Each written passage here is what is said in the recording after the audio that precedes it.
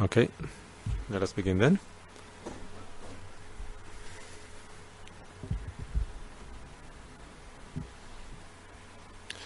Apologies for the delay in starting today's sermon. We had some technical issues which we had to resolve. Otherwise I would have been speaking, but you wouldn't be hearing me, so there wouldn't have been a point in doing the sermon. The issue looks like it has now been resolved, so let us make a start. As we usually do before we commence, let us take a moment to reflect on the fact that we are so extremely fortunate to be disciples of the Buddha, to be his students, to consider the greatest teacher of all to be our teacher, he who is the perfect one, the omniscient one, the magnificent one, the immaculate one, the supremely enlightened one. Before we commence the sermon then, let us all take a moment to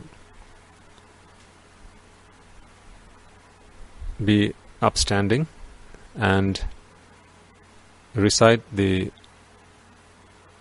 Dhirassa Vigata Mohassa stanza, by which we affirm our allegiance to the Buddha as his disciples.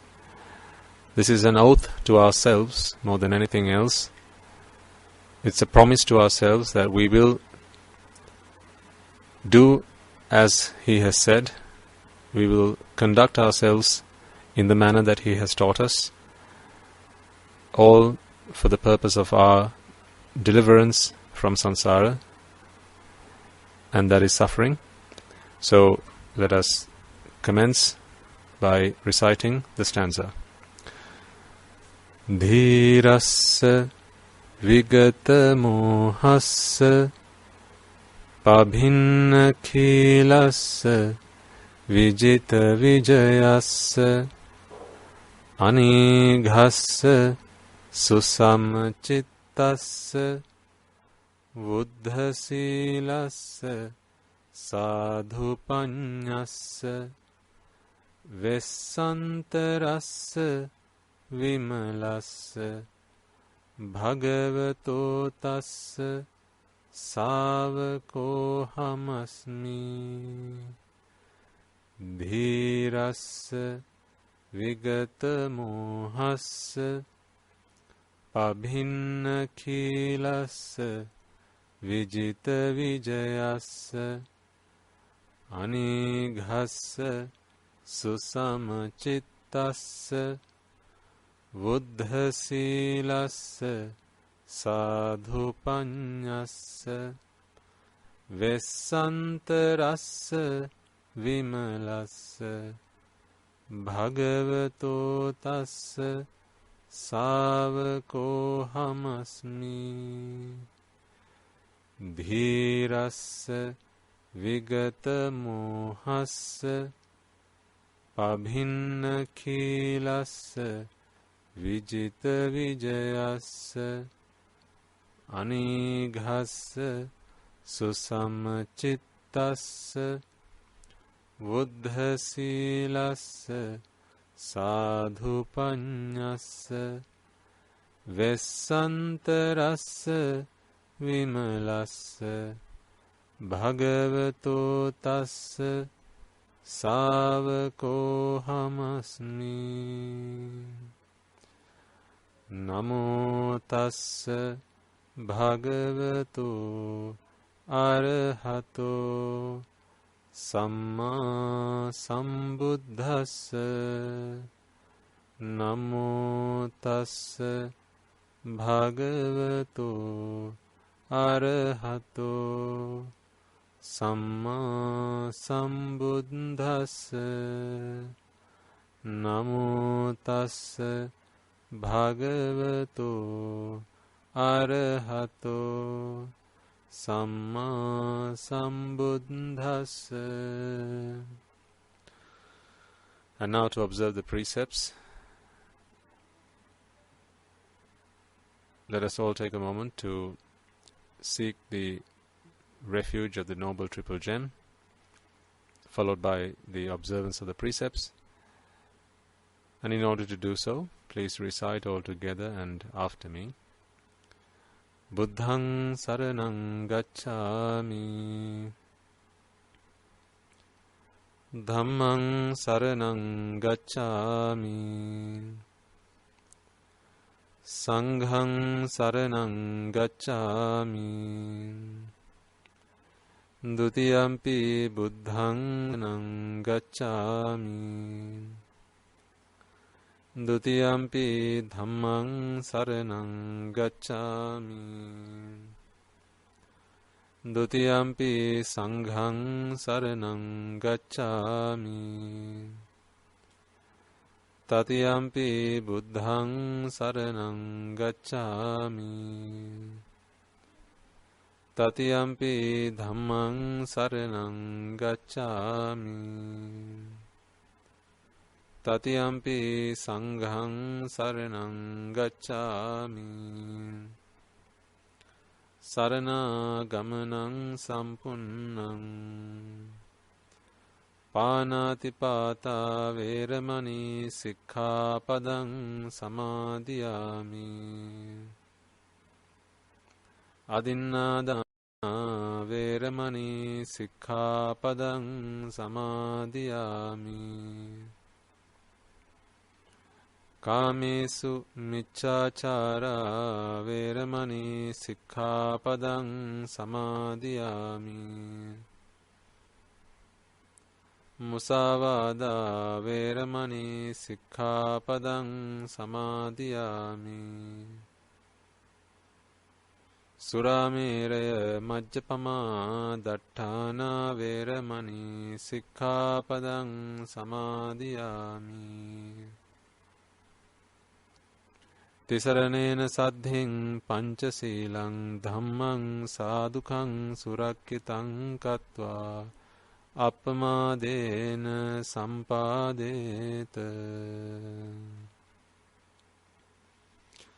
Okay, you may all be seated now. And also, before we commence today's sermon, let us all take a moment to invite all the devas, brahmas, spirits, demons, and those who have predeceased us. It may be that they are unfortunate enough to be born in the woeful plains and are today destitute in samsara without any hope, without any help to redeem themselves from suffering, and that may be due to insufficient merits. So therefore, before we commence this sermon, let us all invite them to join us. May those devas, brahmas, and others who are in the blissful plane be able to listen to the teaching of the Buddha and attain the noble fruits. And for those who are in the woeful plane, may they be able to attend this meritorious event, witness the meritorious deed as it unfolds. May they witness those of you who are engaging in this meritorious deed of listening to the Dhamma, preaching the Dhamma, and so on. May they rejoice in the merits that we are about to acquire, and may those merits help them to free themselves once and for all from the woeful planes and be born in the blissful plane. And may they all be able to listen to the teaching of the Buddha. May they understand it, may they comprehend it, and may they all attain the supreme bliss of Nibbana. So with that, resolve in mind, with compassionate thoughts towards all those beings in these 10,000 world systems. As I now make this invitation, I ask you all to extend that invitation in your hearts and in your minds out to all those beings. If anyone is within earshot of this sermon, may they be able to join us. May they witness the meritorious deed, may they acquire due merits, and may they all attain the supreme bliss of Nibbana. Samanta cakkavalesu atra gaccantu devata saddhammam munirajansa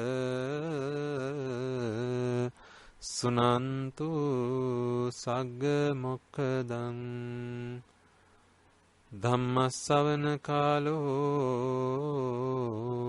ayang bhadanta Dhammasavana kalo ayang bhadanta Dhammasavana kalo ayang bhadanta.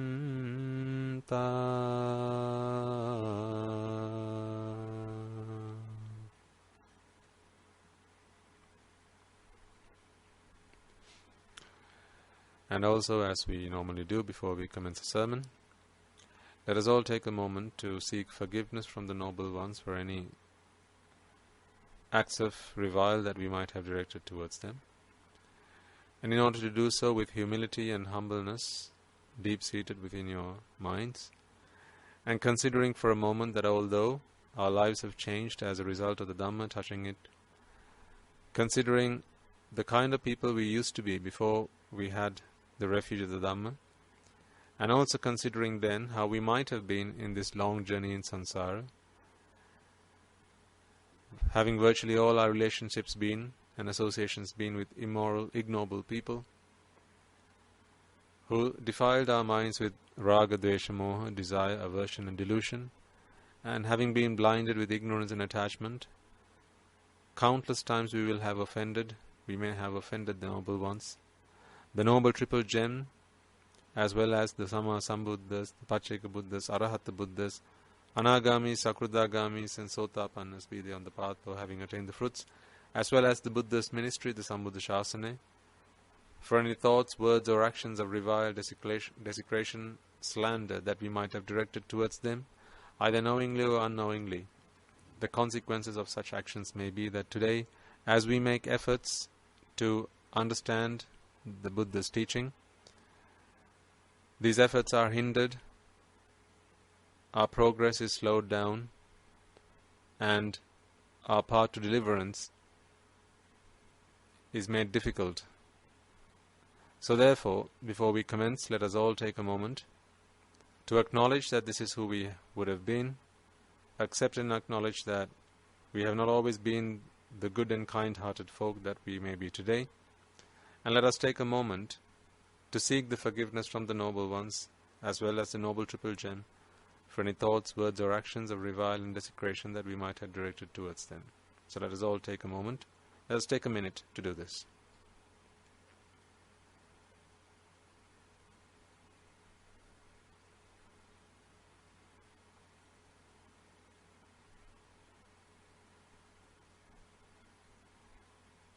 Okay. And finally, let us all make a firm resolve that may through the course of this sermon, if there are those among you who are yet to achieve the noble state of Sotapanna, may through the course of this sermon you be able to penetrate and see the truth that was expounded by the Buddha. May you be able to understand it and comprehend it, and may you be able to break through the shackles of samsara once and for all, and attain the noble state of Sotapanna. And for those among you who have already achieved that noble state, may through the course of this sermon you be able to fulfill the subsequent stages, and may we all be able to attain the supreme bliss of Nibbana. So with that resolve in mind, I invite you all prepare yourselves to listen to this sermon.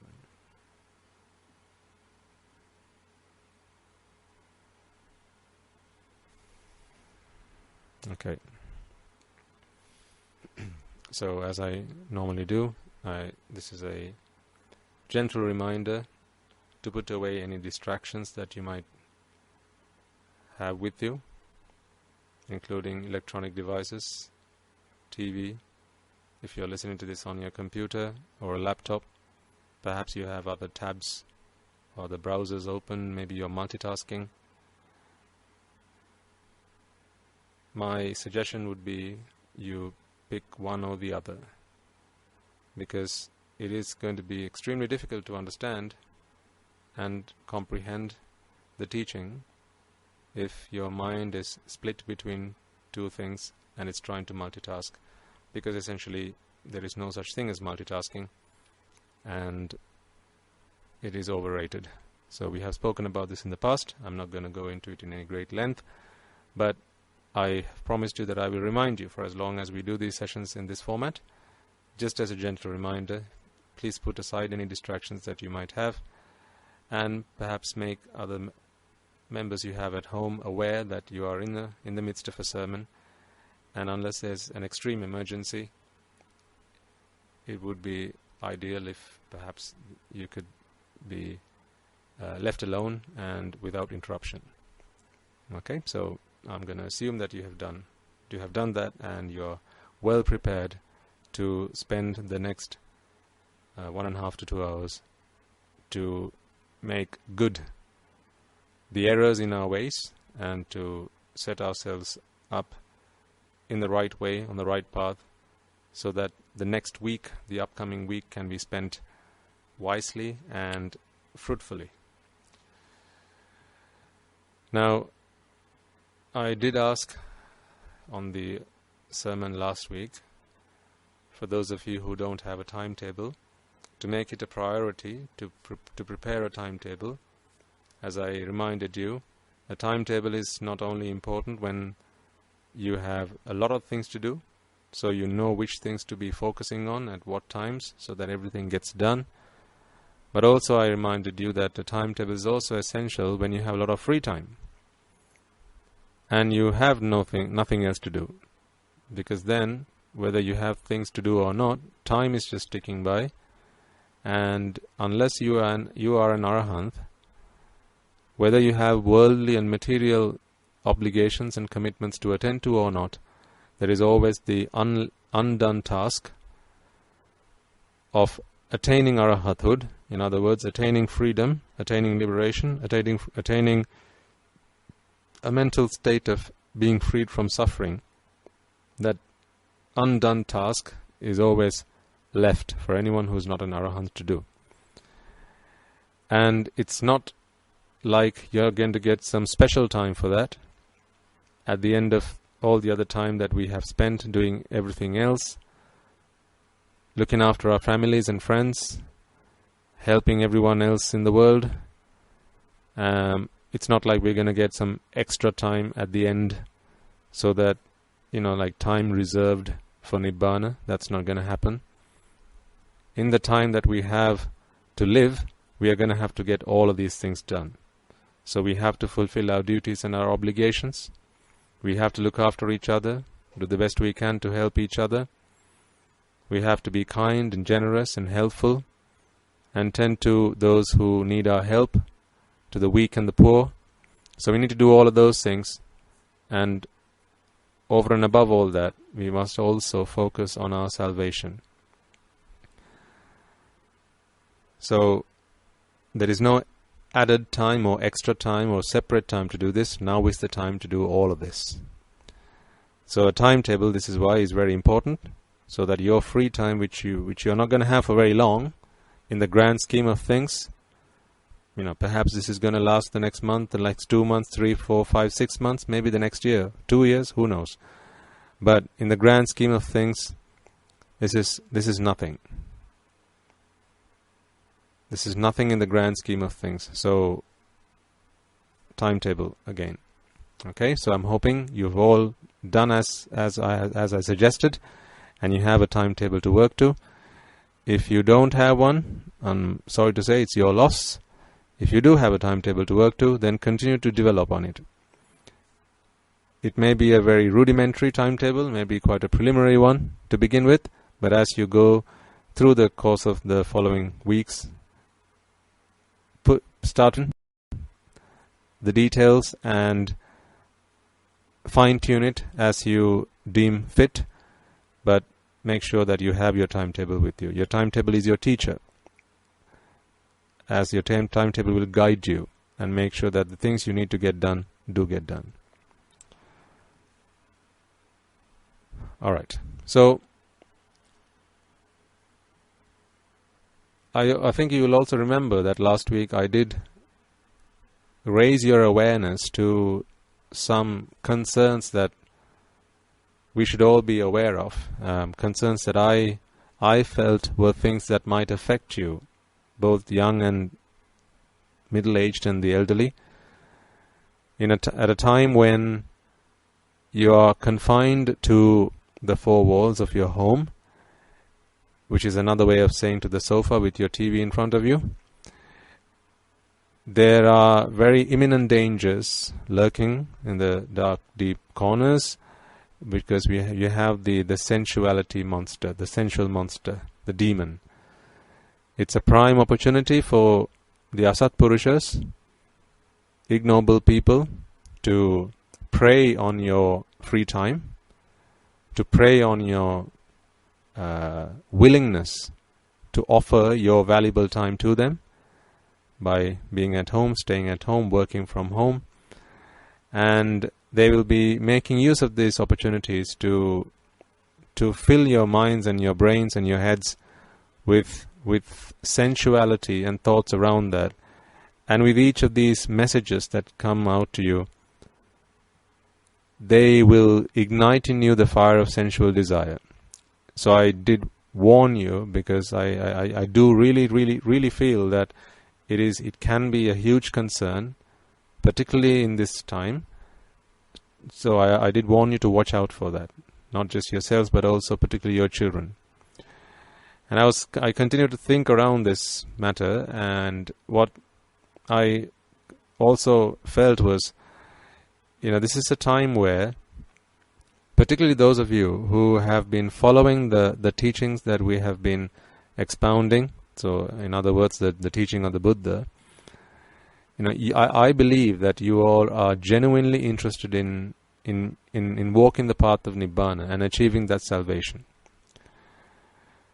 So when one walks the path of Nibbana, this notion of a self begins to dwindle, and what used to be a mega ego, a massive ego, right at the start when we were all a Pruthakjana,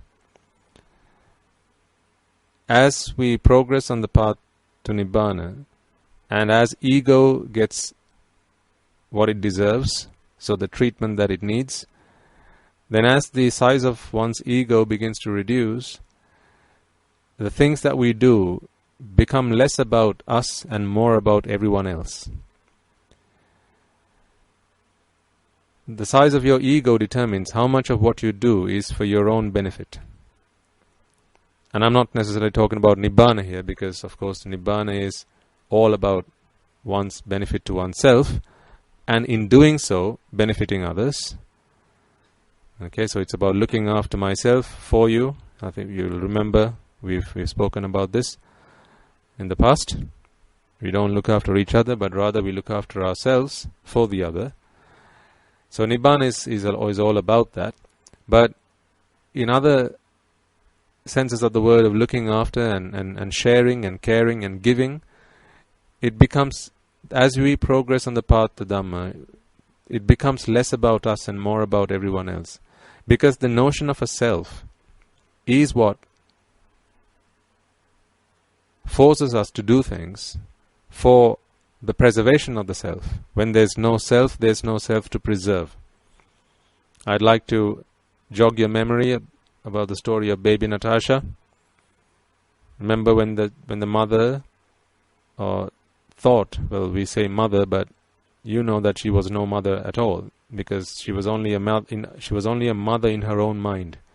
In her mental world, she was a mother, but to anyone else in a sane mind, she was just another lady. She was just a woman, another lady. But she was a mother in her mental world, and in this mental world, she became a mother because she created a baby. She fabricated a baby, this baby Natasha in her mind. Excuse me. So you will recall from the story that when she had the baby, of course, I mean mentally, so I'm not going to keep saying that. I think it is implied, if you know the story. So when she had the baby, everything she did was on behalf of the baby. For those of you who have had children or have children, you will know this as parents, how the time that you had to yourself, the moment you became a parent, either a mother or a father, how much of that time you actually dedicated towards your children.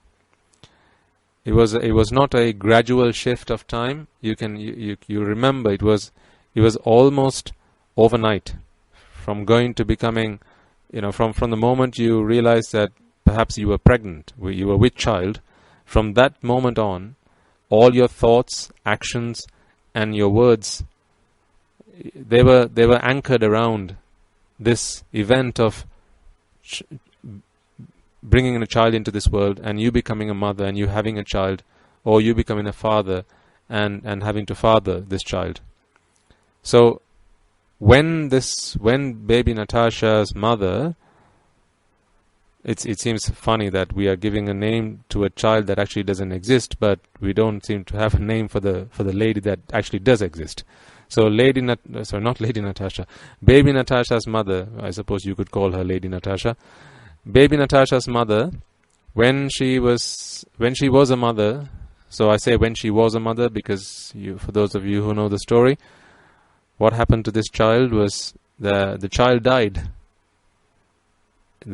She stopped mentally fabricating this child, right? So because when she got the treatment from her psychiatrist, she didn't know it was a psychiatrist she was getting treatment from. She thought she was taking her baby to a pediatrician, a baby doctor, children's doctor, and she was taking meds so that it would be good for her children, or for her child, for the baby.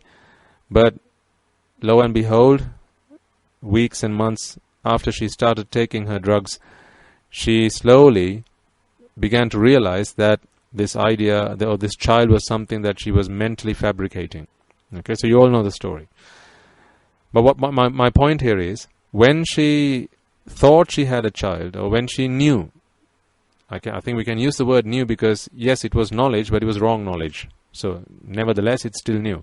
So when she knew she was a mother, when she knew she had this baby, pretty much everything she did, said, and thought was centered around this child. And this is why I say, as parents, you will remember this time in your life, from becoming pregnant to delivering your child and everything after that. Everything, your world sort of centered around your child, your children, and everything was about them. So, likewise, when you have a self, and when you have a big self, the size of your self, rather, determines how much of what you do is about yourself and how much of what you do is about others. This is why I said a few minutes ago that the less self you have, the less the notion of a self you have, the smaller yourself, the more more of what you do is about yourself, or rather less of what you do is about yourself, and more of what you do is about others. So when we practice the path, you will begin to realize this shift within you. Sometimes, I'll give you an example of where you will begin to notice these subtle changes. When, for instance, you are expected to work on something, let's say you are at home and you have some chores to attend to, or you are just going about doing something. Let's say you are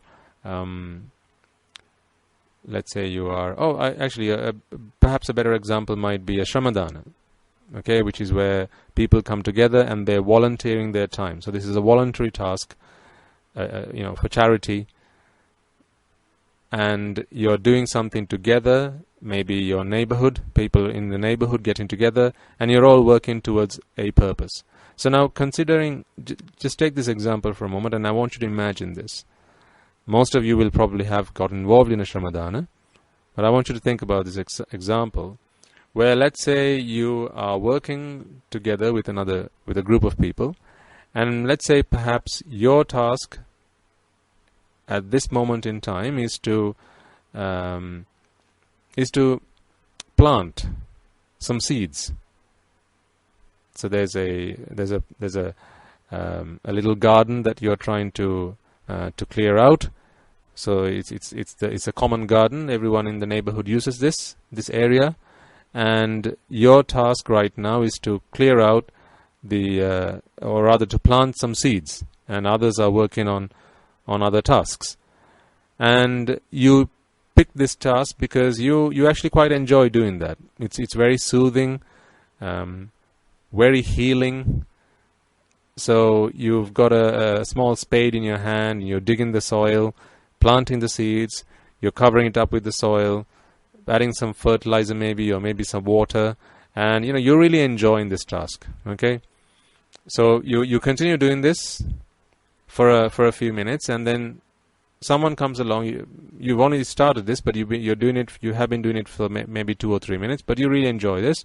So someone comes along and says, actually, you know what? This is not where we need you. We need you somewhere else. We need you to go and sweep. We need to go and sweep the road, just adjoining the garden. So at that moment in time, considering you're really enjoying the task you're doing right now, think about how you might feel when there's a call for you to go and do something which requires you to stop doing what you like doing, and now you have to go and attend to something else. You can gauge the size of your ego or the size of yourself when faced with tasks like this. See, as much as we believe that a Shramadana is about coming together and serve and doing our bit to save, not to save, but rather to serve the community, to serve the greater masses, to serve everyone in the neighborhood, the size of yourself, by the size of yourself, I don't mean how big you are. The size of yourself, the self we're talking about here, the baby Natasha, the size of yourself determines how much you're actually doing a Shramadana. Because a dana is actually charity, where you're actually giving something away. How much of what you're doing is about giving, and how much of what you're doing is actually about taking. Because if you're really enjoying what you're doing, if you're really attached to what you're doing, and every time you dig that ground, because you really enjoy that task. Every time you dig the soil, every time you plant a seed, every time you cover it up and put some water, if you're really enjoying this task, then the truth is, this activity is very soothing because it's feeding yourself. It's feeding your baby Natasha. This is food for the soul. By soul, I mean the self here. This is food for the soul, food for the self. So this is why when you're asked to stop doing what you're doing and go and tend to something else, there you will sense some reluctance, more or less. For some it will be easy to stomach. Some might say, okay, all right, okay, I'll go do it. So you'll sense a slight amount of reluctance, but your preference is still to be doing what you're doing now. But you will go and pick up the broom or the echo broom or whatever, and you'll start sweeping. But your mind you left behind by where you were planting the seeds. So this is still your preference, but you're doing something that you're asked to do. When you work on yourself, again self as in self, not yourself, self. So when you're working on this self,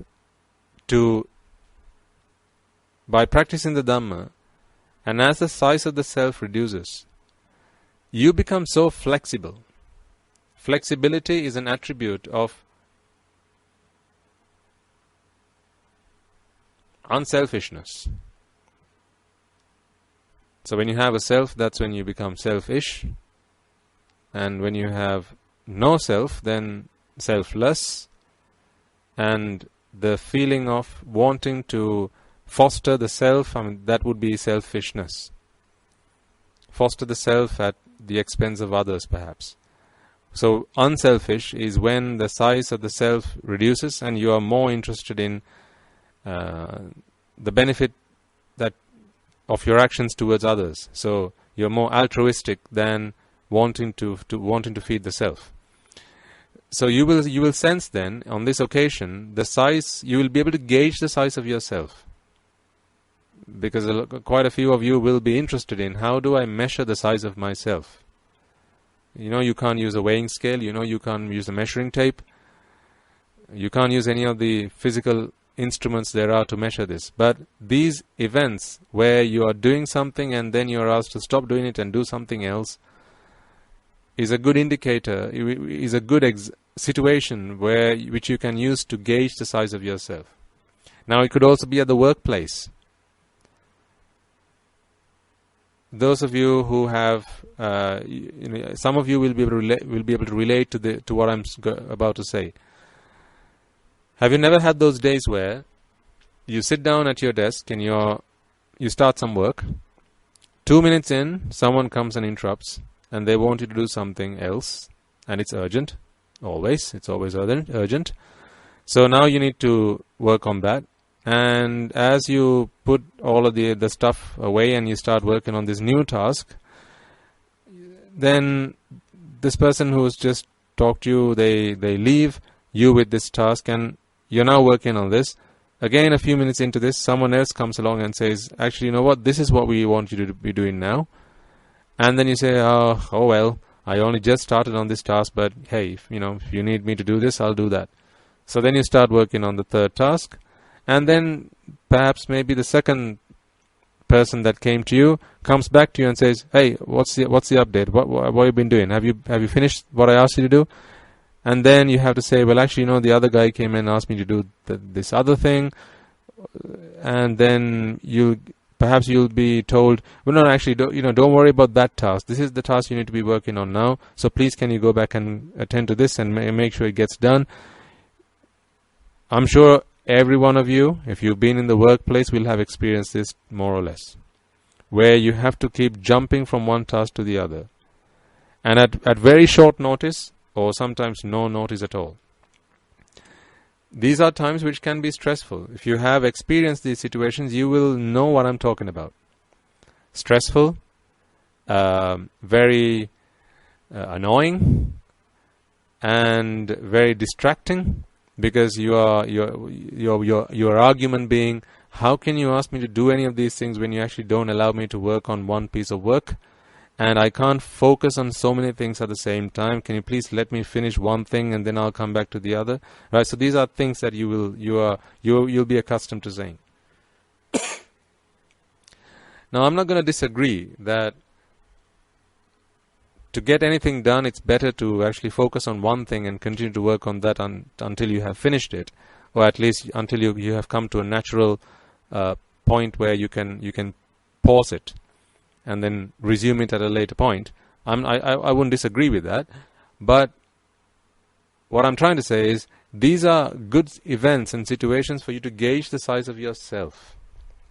Because what I'll be talking to you about today, and hopefully some of this will start to make more sense as we continue our conversation today, is the truth of the matter is, although we seem to think to ourselves that it's me and I who's working on this task, and I've got so much left to do, and I've done so much. Now what we're doing is, rather than focusing on what it is that needs to get done now, you're talking about what you have done there for the past. You're talking about what is yet to be done. So you're talking about the future, and then this looks like a mammoth task, because you have a past during which you were able to complete part of that task. So that task is part of the task you're working on right now, surely, because you just completed that. And then you look into the future, and now you have all this work that's left to do, which is also related to the task you're working on right now. So it's all a big task. It's a huge task. It's a mammoth of a task. So when you're asked, can I please ask you to stop that and do something else, or very abruptly asked to shift your attention from one thing to the other, what happens is, this self that we all have within ourselves looks at the past, big task, looks at the future, oh, big task, I'm in the middle of a big task. So therefore, I am unable to attend to what you want to do, or worst of all, if you are unable to voice your dissatisfaction about something like that, perhaps maybe to your seniors, then what you'll do is you'll just keep shut and you will agree to do the task that you have been asked to do now, but you won't be doing it happily.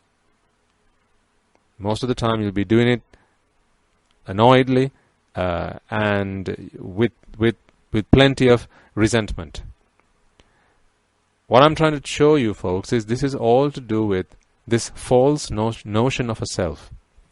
What do I mean by this? Let me detail this for you. What do I mean by this? To help answer this question, I want you all to take a moment and think about the next question I'm about to ask you. So I imagine you're all seated somewhere right now. There may be some of you who are seated on a sofa, or maybe you're seated on the floor. Maybe some of you were seated on the bed and now you're fast asleep. Bed is bad choice for listening to the Dhamma. So if you're still awake, then I suggest you shift from bed to somewhere else. But that's a side point. But wherever you are seated right now, here's a question I have for you. So I want you to think about this. Okay? I'm choosing my words very carefully. Therefore, I don't want you to stray and try and make the question up in other words that you understand. I want you to take what I ask you, this question word for word, because these words are very carefully chosen, and I want you to think about what I'm asking you and come up with an answer. Okay, so if you're ready, here's the question. I'm going to assume you're sitting on a chair, and the question is, who's sitting on the chair? That's it. Yeah, that's the question. Who is it that's sitting on the chair? Most of you will say, well, yeah, it's me, Swaminatha. I'm sitting on the chair. Okay? And I'm going to say there's nothing wrong with that. If that is the answer that you have come up with, then great, because what I'm trying to prove to you today is that the answer you just gave is incorrect. So the question again was, who's seated on the chair? And if the answer to the question is, well, I am seated on the chair, then I want you to pay attention to the next hour of this sermon, where I will try and attempt to explain to you why your answer is flawed. Now, before that, let us perhaps replace you, the Buddha, okay, or your favorite Arahant. Okay, whoever your favorite Arahant is, you need to have a role model. So whoever your role model is, let's replace you with that Arahant, and let's now ask the same question. Who is seated on that chair? And either the Buddha or the Arahant will answer, I am seated on the chair, Swaminatha. The answer that they have given is correct. But the answer that you gave is incorrect. Because I asked you the question, who's seated on the chair? And you said, I am seated on the chair, Swaminatha. When we asked the Arahant, who's seated on the chair, Bhante? He said, I am seated on the chair, Swaminatha. His answer was correct, but your answer is incorrect.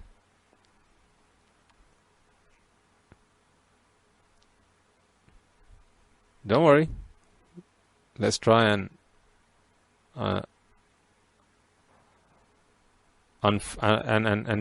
understand what we mean by this. Let's unwrap this, let's unravel it, and I will help you understand what it is that I'm trying to express by sharing these ideas with you. And in doing so, you will begin to realize what I meant by the previous examples of where you're working in a shramadana or working at the office, and you're asked to shift from one thing to the other, and at one point it may be that you become annoyed and frustrated and begin to think, why is everyone asking me to do all these things? I need to focus on one piece of work. This is just so annoying. As I said, it'll help you to gauge the size of yourself or your ego. Okay, so let me explain to you what I mean by this. Now, let's go back to you seated on the chair. Okay, so in your mental eye, look at yourself.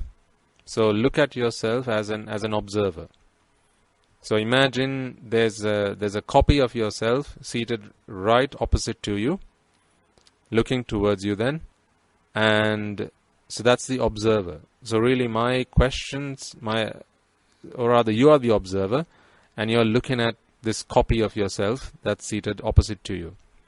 So I'm now going to ask you a question again. Okay, so you can now open your eyes and you'll see that there's a copy of you sat right opposite to you or in front of you. Now let me ask you the question, who's seated on the chair? And again the answer may be I am seated on the chair, or you'll say the copy of me. I'm only using this copy business to help explain the idea, so you don't necessarily need to think that it's a copy, just think it's yourself. Okay, so that's exactly you seated on the chair. So of course you're going to then say, then it's me, I am seated on the chair. Now let's take a moment and really check and verify if what we have just said is true. Does it hold water? Okay, so let's look at this person that's seated on the chair. This is seated opposite to you. Yes, I know, very good looking and all that. Yeah. Okay. So this person that we are now looking at, which bit of what you're seeing is you? What do I mean? Let me explain. So let's look at this person from head to toe. Starting off with the head, you can see some hair, maybe. Then you can see the head, hopefully. Then you have the eyes, ears, nose. Hopefully not the tongue. That's sealed right inside the mouth, carefully. And you can see shoulders and the upper part of the body. There's the arms. Right? Can you see the left arm? Yeah, that one. And then the right arm. Yeah. And then the hands and all the digits of the hands. Okay. Then down towards their navel and the middle part of their body, and then further down towards the legs, both legs, and the feet, toes. Right? So that's you, right? That's that person. That's the I. Yeah? Okay, which part of that is the I? Which part of that is you? Is it all of it? Or is it some of it? Is it most of it? Let's find out. So, how do we find out? How about we take all the hair off. So we shave them, bald-headed, right? So in your mental eye, let's take out all the hair. The hair on the head, right? All the hair on the head, all that is now removed. So now you have a bald-headed person.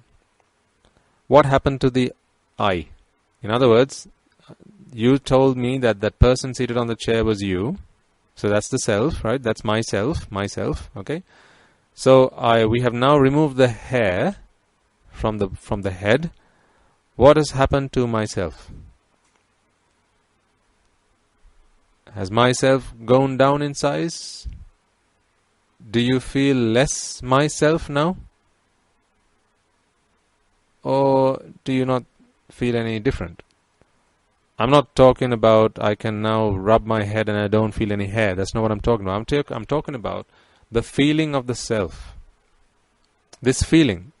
You'll all sense a feeling of self within you. You know, like, I am here. You know, this is me. You know, here I am, this is me. Right? So you can sense the self. Now, when we remove the hair from the head, has anything happened to the self? Has the self, if let's say the weight of the hair that we just removed, shaved from this person's head was, let's say, 500 grams. Has your self reduced by 500 grams? Are you feeling less yourself now? I mean, if that were true, then it's very easy to rid oneself of the self. All you need to do is just, keep taking bits out. You take off the hair, you take off the head, take off the scalp, and the neck and the shoulders and all the other systems, the muscles, the bones, the veins, the rest of it. And once you've gone head to toe, now that's it. Then there's no more self. But you clearly know that this is not true.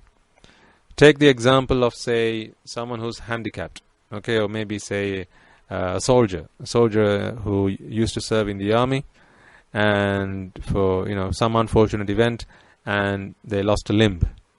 Okay, so this person who's lost a limb, are they feeling less of a self? Are they feeling the self, or are they feeling less of a presence of a self than they used to when they had all four limbs attached to their body? Because if that were the case, then the less limbs you have, the closer to you are to becoming an arahant. Surely. Or the less teeth you have in your mouth, the closer to you are to becoming an arahant. Right? Surely. So, and also, in which case, when you were younger, when you were smaller in size physically, you were more an arahant than you are now. Why? Because, there was less of you. Now there's more of you. Body mass has increased, the number of body cells are all, they've all gone up and in size and number. So is that the self? Is what you're looking at yourself? In your mental image, is that yourself? What if we let's take this person in for a shower. You don't need to be shy because it's the same person as you, right? So you can get in the shower with them, don't worry. So you're in the shower now, and we give them a shower, right? Wash them head to toe, right? Give them a good scrub and shampoo and soap and the full works. Okay, so you wash them, give them a good wash for about 10-15 minutes, 20 minutes, half an hour, and then we wipe them, get all the water out, and then we bring them back. Now, if you used a good scale or a good weighing scale, which is very precise, then it's going to tell you that the body weight has reduced by quite a bit. It will show you at least 1 to 1.5 kilos has reduced in body weight. This is because a lot of the dead skin cells that was on the outside of the body, as well as some body hair, will have been washed away. Particularly if you gave a good scrub, right? All that dead skin cells, all of that would have been washed away. So now what has happened to the self? So if that is you that you're looking at, so we brought them back, put them back on the chair, and now you're sitting in your chair, now you're looking at this person. Excuse me. Are you feeling less of a self now than before? No change, huh? Same. So that tells us something, does it not? Because if you're now feeling less of a self, then the less body mass you have, the less of a self you ought to feel, and therefore the more an arahant you are. I mean, by that argument, microscopic animals are closer to becoming arahants than devas and brahmas, who are sometimes massive, and they take up like huge parts of the universe. That's how big they are, because they're just masses of energy. Okay, so you can see this is not true. It doesn't make sense to look at the body weight or the body mass or the body size of someone and say that what I'm looking at, what I'm seeing, is the self.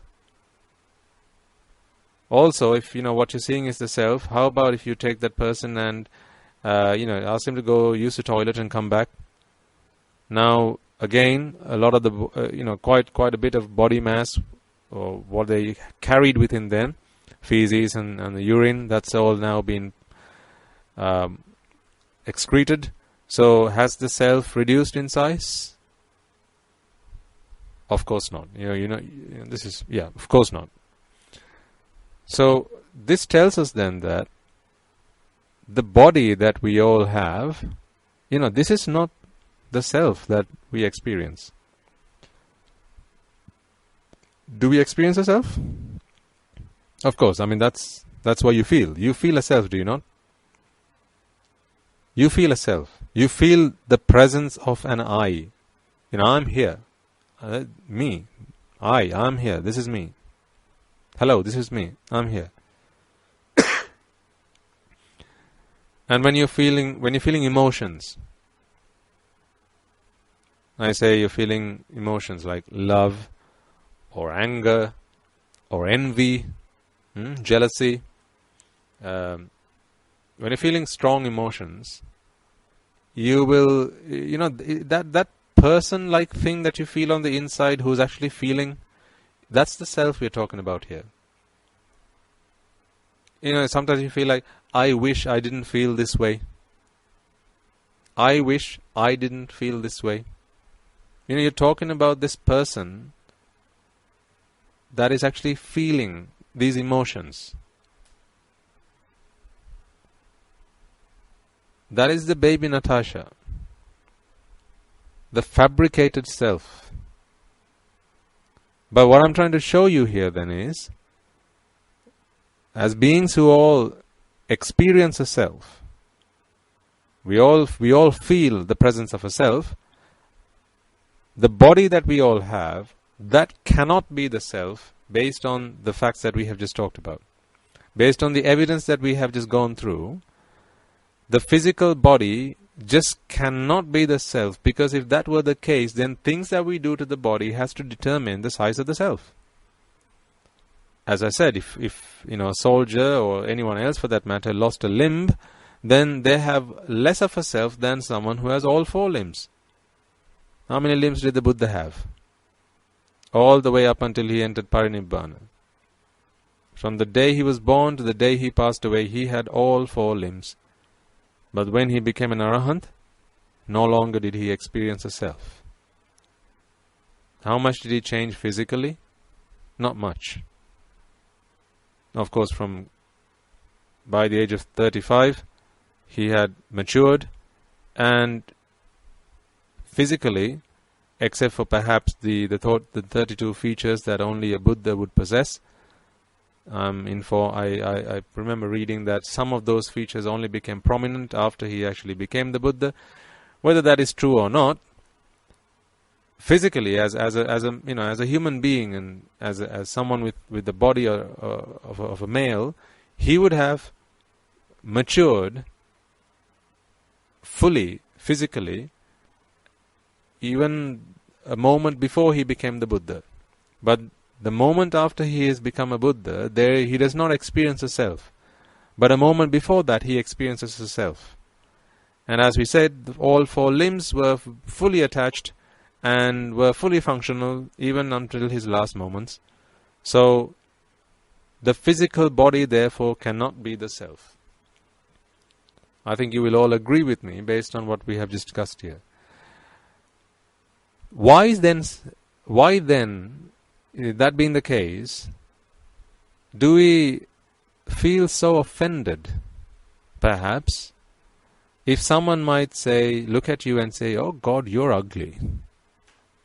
If someone were to say those words, utter those words to you, how does that make you feel? Has anyone actually said that to you? Oh God, you're ugly? If someone has, then how did that make you feel? I remember when we were at school, one of the things I used to say, because in my previous school, we had a girls' school that was right next to our school. Okay, you know what we are like. Young boys, young boys in young age. Sometimes when we wanted to make fun of the girls after school, so obviously both schools finished at the same time. So we used to come out of this gate, the girls used to come out of the other gate. Used to say past comments like, your face is fitting for a poster in hell. I know, terrible things to say. But those were things that was said in a jovial way. I can see that it's not funny, certainly not funny. But those were things we said, and some of them did take offense to that. In some countries, to pass a comment like, "Hey, you put on a bit," is really offensive. It's really offensive. Which I learned the hard way. When I actually passed that comment to someone I met in the UK, I thought we were really good friends, and we were until I made that comment. So I said, "Hey, it's been a while since I last saw you. It looks like you put on a bit." And unfortunately, that's the last day he spoke with me. So, because then it was only someone else that pointed out, "Hey, you don't say things like that to people." I was like, "What do you mean you don't say things like that?" I used to say that to my friends back in Sri Lanka all the time. And you could see how his jaw dropped. He was gobsmacked by what I said. "How can you be so offensive to someone? Is that your culture?" I said, "No, people don't find things like that as offensive. I mean, we that's just out of fun." And in some countries, being big is a sign of prosperity. If you are big made, if you have a big size body, then that's the sign of prosperity in some countries. Particularly in countries where they don't have a lot of perhaps food and other resources, it can be considered that to be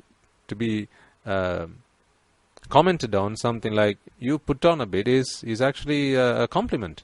But either way, compliment or offense, either way, both ways it's either way, right? Consider for a moment, why is it people think that it's a compliment when someone says, "You look really good today. You look beautiful. You look gorgeous." Particularly ladies, right? You see this a lot in society. And it's even customary for someone to appreciate. It's kind of like the dumb thing. You have to appreciate someone when you see them. You don't find that in parties. When you go to a party, right? You actually go there looking for appreciation. And the food, right? So if you have taken a lot of time dressing yourself up, right? New sari or new jacket, new dress, right? All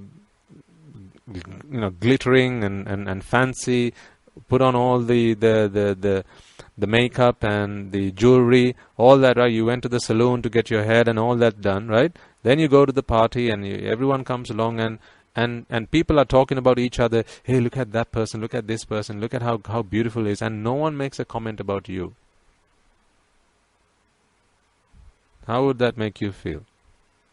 And not just the ladies, the husbands would know this. Because usually, where a comment has not been made, a compliment has not been made, then usually the journey back from the party is very quiet. As opposed to the journey to the party, which is very loud, but on the way back it's very quiet. Right? So the husbands will know this. A long face after that. You say, like, "What's wrong?" "No, nothing." "No, come on, tell me, seriously, what's wrong?" And then after a series of questions, you will get the real answer. After all this I've done to dress up myself and all the jewelry and the makeup and the hair and all the hours I spent and all the money I spent at the salon, no one, not a single person took any effort to pass a single comment to at least say "you look nice today." See, so people look for that. So you look for appreciation. I mean, look at even, from time to time you have this fashion trends, right? So sometimes it's baggy. I remember when my dad was younger, I have a picture of him, not now, at home we had a picture of him. when he was in his 20s, and that was a time when they had bell bottoms. So, for those who don't know bell bottoms, it's not where you wear bells on your bottoms. It's a way of trouser. It's a trouser fashion trend where the legs the circumference increases as you go towards the ankles. Okay, so they're wider at the ankles than they are at the hips. So that's what a bell bottom is. Just in case you were thinking that it's like someone's wearing bells on their bottoms. No, it's not that. If you don't know, go and ask your grandparents or perhaps your parents. They might have some pictures, young children. So anyway, I remember a picture from when my dad was younger. In his younger years, he used to wear bell bottoms, and so these fashion trends they change. You don't see people walking around bell bottoms these days.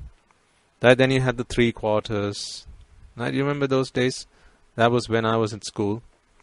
And then, some people used to be very complimentary of it, and some people used to be very offensive about it. And some people used to say, "Oh, that's nice, interesting, nice, good style," and others used to say, is it flooding in your area? These are some of the things I used to say. As a very, it was a demeaning comment to make something like that, to say something like that. And also, some other times. Not necessarily fashion, but physical attributes like the size of your body, or maybe if you're a short person, or if you're a tall person, right? Relatively, again, tall and short is relative. But if you're someone who's shorter than average, or taller than average, or thinner than average, or bigger than average, usually you will attract some comments from society. Come on, you can't not agree with me. We've all been on the receiving end of some of these things. I remember when I was at school, they called me Otua, which is a word for camel, because I used to be quite tall among the rest of my friends at school.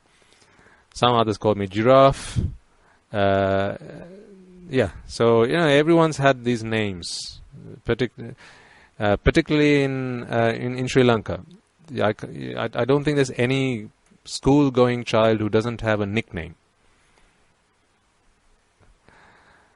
unless he's the only child in class. So these nicknames are usually names that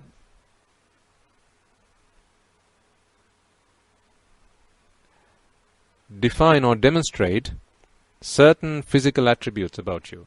And usually the person on the receiving end of this can either be offended by this, or they can be complimented by it. They feel good about it. Okay? So, point here being, how can that be when the body is not the self? So here's what I want you to think about. Are these comments, are these compliments, and are these offenses misplaced? Are they? I want you to think about it. If you begin to understand and actually really think about what I'm saying here, a lot of the problems that you experience in terms of, like these remarks that people pass to you and these comments that people make about you, they will start to feel so insignificant. Excuse me. Or perhaps, let's say, you're bald-headed.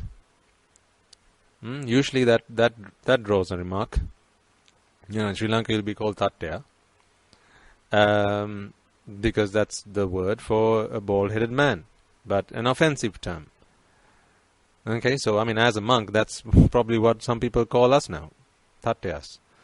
But the thing is this: who's the monk?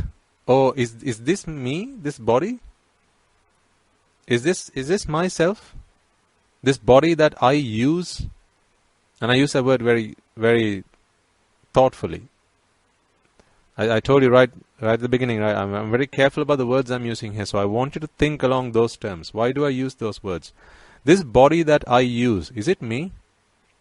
Or is me the body? Or is, am I the body, or is this a body that I use? Right, let's just assume that the mind is me for the time being. Okay, let's assume that the mind is me. Of course, you know there's mind and body. Okay, so let's assume that the mind is me. Only an assumption for now. If the mind is me, then isn't the body something that the mind uses when the mind wants to go places? When the mind wants to see the world, hear the world, smell the world, taste the world, feel the world, heal the world? Isn't the mind using the body to get its things done? So ultimately, is it not a vehicle? Is it not a tool? Is it not some instrument or some equipment that the mind uses to achieve its wants and needs? So how can you think that the body is the self?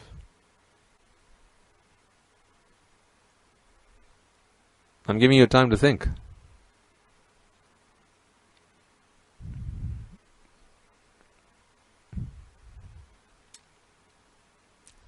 So how do we think that this body is the self?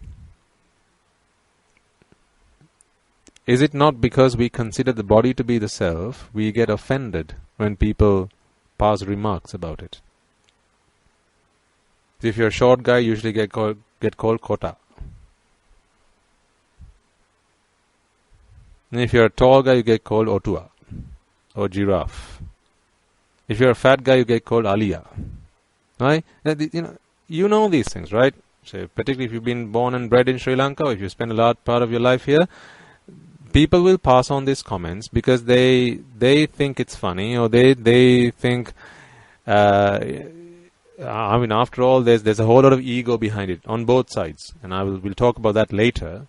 Okay, a person who, no, actually, I'm not going to go there now, because if I bring that into the picture, then this is going to be more than you can handle for most of you. So I'm not going to. Let's not talk about that as in why do people pass these comments? Why do people make remarks about physical attributes and about other attributes that they observe, and why do they pass these undermining comments? Why do they make remarks like that?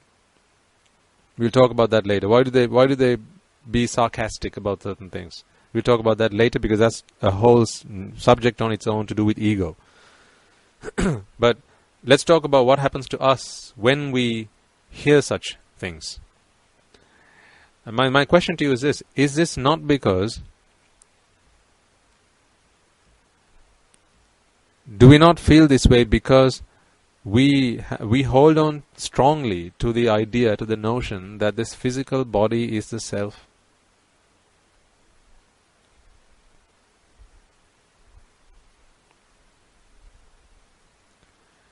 When a person ages, okay, so baby goes into a teenager,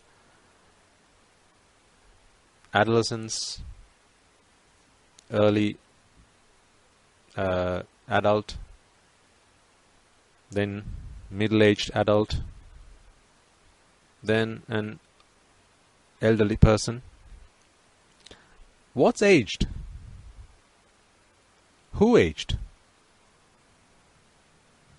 I use my words very carefully. That's why I want you to think about them. Who aged? Did you age? Actually, are you and I the same age, or are we different ages? So I'm in my 30s. So let's say you're in your 40s. Are you older than me? Am I younger than you? Or if you're in your 20s, am I elder than you? Am I older than you? Or are you younger than me? Excuse me. If the answer to these questions is yes, then my question again back to you is, who is 20 years of age? Is it you? Who's 30 years of age? Is it me? Who's 40 years of age? Is that you again? Who aged? Is it you, or is it the body that aged? So, if you're thinking of yourself in terms of your age, and it's like when you feel, okay, I don't mean feel because sometimes people feel old, okay, because say they're feeling weak and frail and can't go about doing day-to-day things, and the body starts to shake and tremble.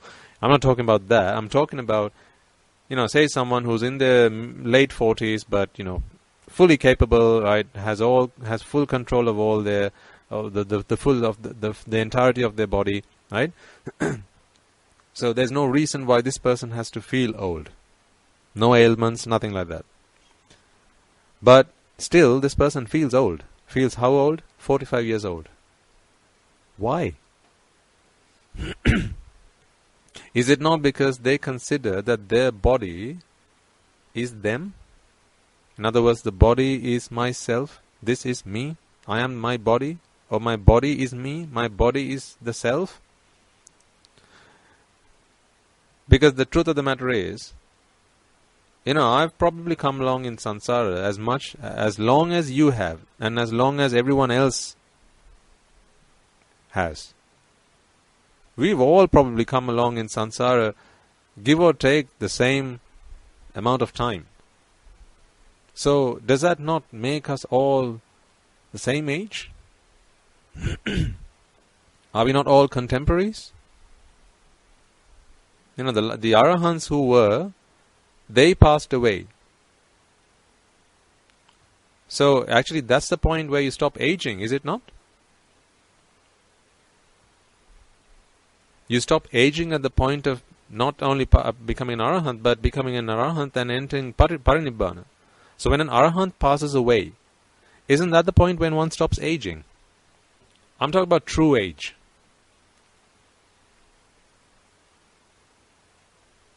I want you to think about these things. I'm not expecting that you're all going to get this like the moment I say it, but we need to start thinking about these things. Because it will have, within these words, you will, hopefully, through wisdom, you will be able to see that there are answers to a lot of your problems. Long time ago, someone in our English sermons came and asked me, Swaminatha, can you talk to us about the Satara Satipatthana? So I'm making a start. Much of what I'm talking to you about now is to do with Kaya Anupassana, which is the reflection of the body, but not just, there's the conventional way of doing this, where reflection of the body, or the body parts, people do this. They look at the hair, the eyes, the ears, the nose, the tongue, or nails and blood and the rest of the 32 parts of the body, and then to consider them to be revolting, disgusting, yucky. This is not what I'm talking about here. What I'm talking about is, I want you to find yourself. Because it seems to be that a lot of you out there consider this physical body to be the self. Which is, how do I know this? I mean, you could say, Swaminatha, no, we don't think like that. How can you say that? Well, then why is it when someone calls you fat, when someone says, you're fat, aren't you? Why does that offend you? Or when someone says, hey, you're short for your age, aren't you? Why does that offend you? Especially when there's that little smile or that laugh at the end. Why does that offend you?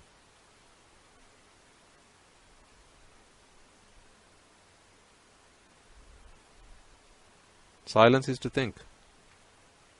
Reflect.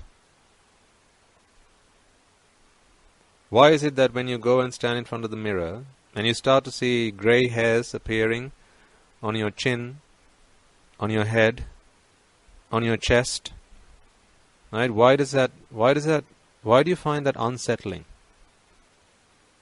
Why do some of you start picking those hairs out? Come on, you all done that. Now when you saw that first flock of grey hair on your head, you can't tell me you didn't pull that out. Why? Because you aged, huh? You aged? What aged again? Sorry, who aged? Oh, it's the question, what aged? Which do you think is the more appropriate question to ask? Who aged or what aged? And what I'm trying to do is to try and help you to shift from being able to answer one question to being able to answer the other question, because you can only really answer one of these two questions. If you can answer one of these questions, you really can't answer the other question. If you can answer the other question, you can't answer the first question. Not honest to yourself, you can't. So if you can answer the question who aged, then you can't answer the question what age, because you don't see it that way.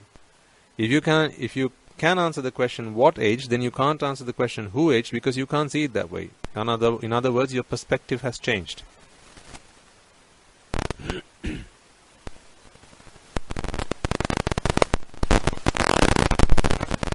What I'm asking you to do is to try and think in terms of what this body really is. Is this body you? Or is this body something your mind uses to get its job done?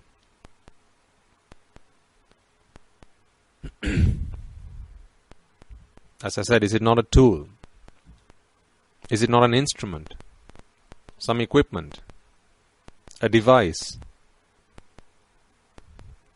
that the mind uses to get its job done?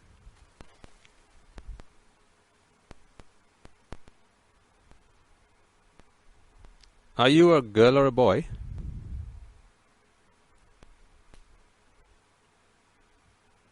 You can either answer that question or you can't answer that question.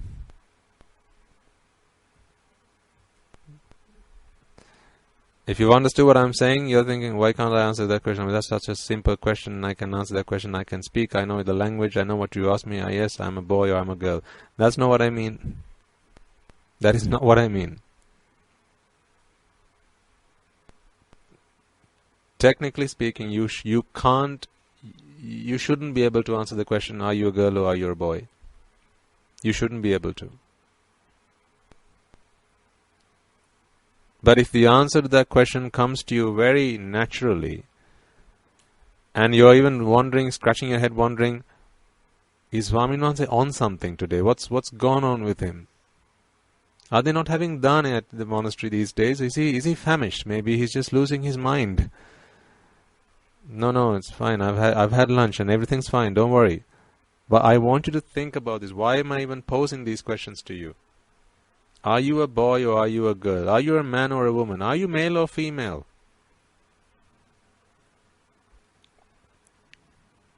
To answer that question, you'll probably look at yourself in the mirror and then you'll tell me, Swaminathan, yes, I'm a boy.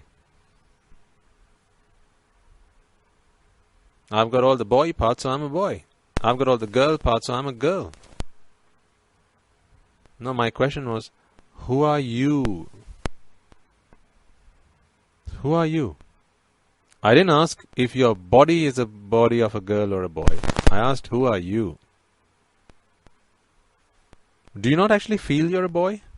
Do you not feel male? Do you not feel female? Just because your body is that of a male? Just because your body is that of a female, doesn't your self feel that you are a female or a male accordingly?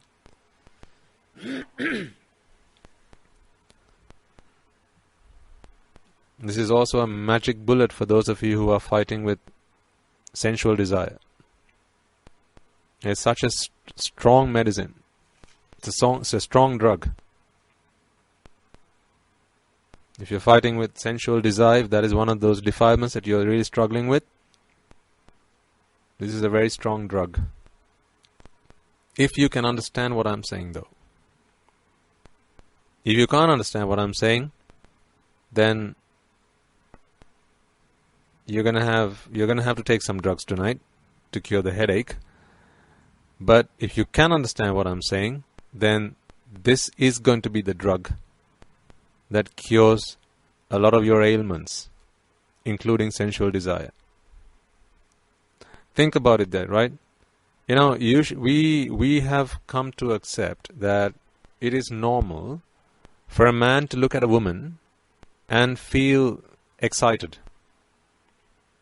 to find that to find it attractive. Can you spot the error in what I just said there? For a man to look at a woman and find her attractive. Who's the man? Who's the woman?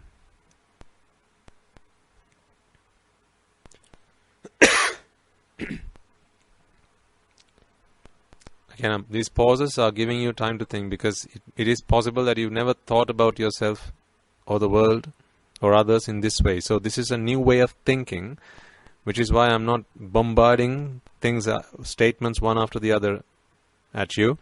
I'm giving you time to think. You know, if you can't understand any of this, just think about why is Swami Nohasa talking about this. What he must be onto something. I'm just not getting it. So continue to reflect. What do I mean by this? See, let's go back to where we started. We started with getting you to sit on a chair right opposite you. Right? So we had your carbon copy, your mirror image, sat down in front of you. This was you after all. Okay?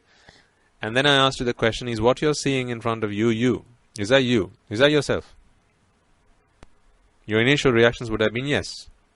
So then I proposed some arguments, some of which were, well, if that is you, if what you're looking at is you, what if you lost a limb? Are you less you now than you used to be? If that is yourself, is that less yourself than used to be? Because you know, you will agree with me that an arahant is someone who feels no self. There is no self for an arahant. Right? Not only the notion, but also the entire experience of a self has been completely removed from the mind of an arahant. The moment he or she becomes an arahant, that is one of the last of the fetters to be removed. So, in which case, if a man with less limbs than another is less of a self than the other, then less self means they are closer to Nibbana. And by the same token, someone who is smaller in size, so a child is more an arahant than a grown-up. But you know that makes no sense. Because you know that becoming an arahant has everything to do with the mind and cleansing the mind, and it has zero to do with the body. So then what has the body got to do with the self? And then I think you would have said, well, okay, I get that. So this body is not the self, I get that. Again, my question back to you is then, why do you get offended when someone says, you're short than average, you're shorter than average? Why do you get offended when someone says, you're fat? Why does that offend you? Or when someone says, you've aged a bit, haven't you? Why does the world invest so much? You know, particularly women, but also nowadays men. Right? Cosmetics is a massive industry. Most of cosmetics is to actually cover up signs of what? You know it. Signs of old age. Just think about the last time you saw an advert on TV. Right? Whether that's shampoo. You know, in shampoo, right? Okay, conditioner. Take conditioner for a moment. If you watch an advert for a conditioner, And how do they advertise this? Right? For you to have silky hair. That's what they say. Silky hair. And then they show, a girl walks into a room with this hair, this wavy hair flowing from her head, and it's glistening.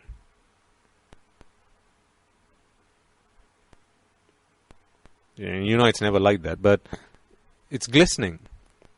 And then everyone looks at her from across the room. People drop the things that they were holding in their hands. And then they see this woman, this girl or this lady, this woman, and then they begin to appreciate. You look so beautiful. And that's how she finds her soulmate. And then they get married and they live happily ever after. But besides that, think about what these adverts are trying to tell you. In other words, why are people buying and selling these products? Why is the cosmetics industry such a massive industry?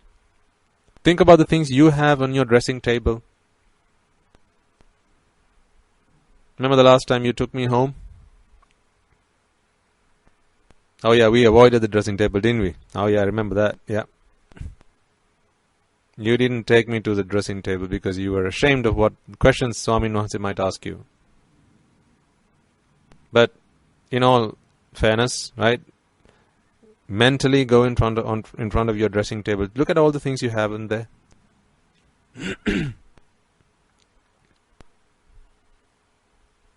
Now, I'm not by any means saying stop using any of those things. That's not for me to say, and that's not for you to do either, because if you live in a world where it's polite to look a certain way, then of course that is how much you must look.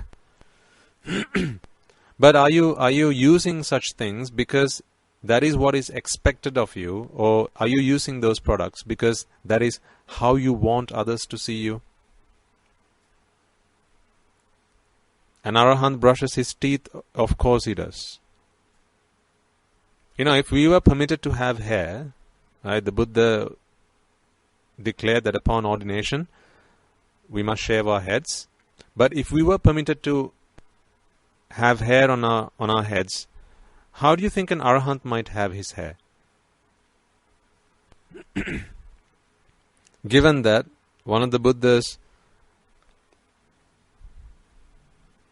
commands to the Mahasangha was that you must always conduct yourself so that those who come across you, those who see you, those who witness you and your behaviors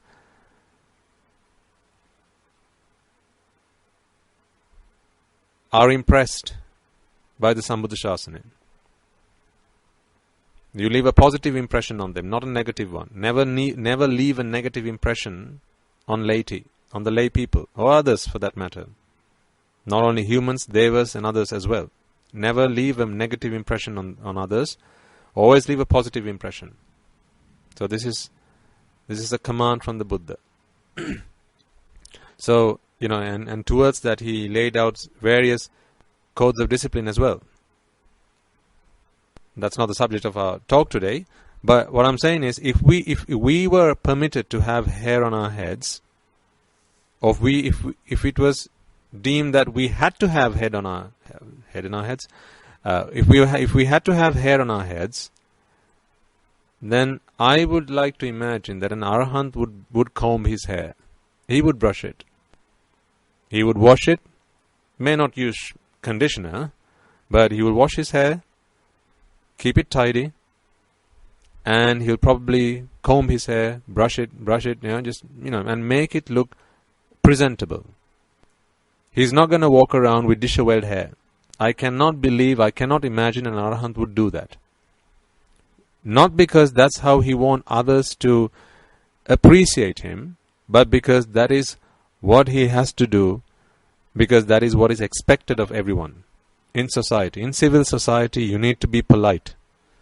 Excuse me. And there's a certain decorum that we all have to abide by. Okay, so going back to your dressing table, you're probably thinking, thankfully Swaminathan forgot my dressing table. No, I didn't forget. Going back to your dressing table, all those things you have on there, your cosmetics, your hair straighteners, your hair curlers, right, and those sprays that you once sprayed on the hair, it makes your hair feel like cement, it's been cemented, right, all those products, both men and women, right, they all use this stuff, right. So my question is then, why do you use them? And then other things like Botox, not buttocks, Botox, where these procedures that people use to make their skin taut when it starts to get all saggy because of old age. There may be other reasons why people use them. I don't know, medical reasons perhaps, but the context that I've heard them being used is in the context of looking good. And looking good becomes more difficult once you start to age. So, people will be interested in using these things to preserve their youthful look. Hair implants. I mean, that's the new thing these days, isn't it? Hair implants for men. Hair implants. Why are people so interested in that? What about coloring your hair? Why do people color their hair? By the way, this is not me saying it's right or wrong. I have no say in it. I frankly don't. What's wrong is Raga, Dvesha, Moha. That's what's wrong. Nothing else is wrong. Raga, Dvesha, Moha? Oh, wrong. By every sense of the word, it's wrong. Coloring your hair? I don't have an opinion on that. But my point is, I'm asking you, because you know why you colored your hair if you have done so. Either now or in the past, or if you're planning on doing so in the future. What about tattoos? I really hope you're not being offended by the things I'm saying today. That is genuinely not my intention. Please don't think of it that way. As I said, I have no stereotypes against any personal preferences and how you want to keep your bodies. I really frankly don't have any opinions about that. As I said, what's wrong is Raga, Dvesha, Moha, desire, aversion and delusion. Nothing else is wrong. I mean, nothing else I have an opinion about. Let's put it that way. Desire, aversion and delusion, it's wrong whether you like it or not. Nothing else I have an opinion on. Okay? But, people do these things. And studs. Then bracelets. Anklets. Earrings. No studs. Tattoos. And the various types of ways that people wear their hair. Some straight, some curly, some in braids. Excuse me. Some color it. Some don't color it.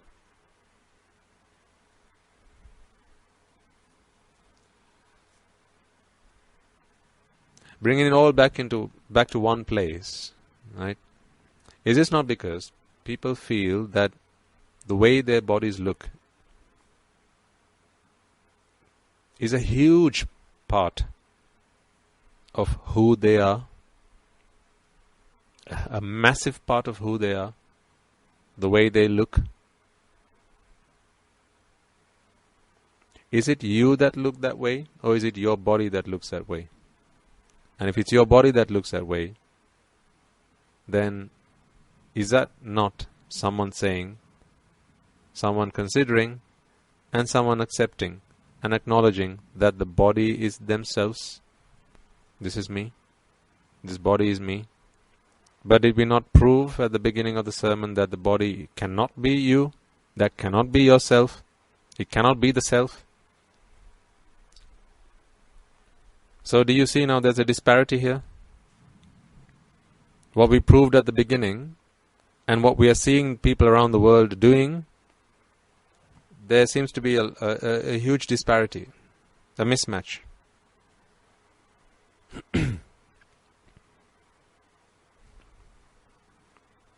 So I want you to think about this. So is the body the self then? Let's come back to the question I asked you right at the beginning of this discussion. So you're back on the chair, right? Who's on the chair?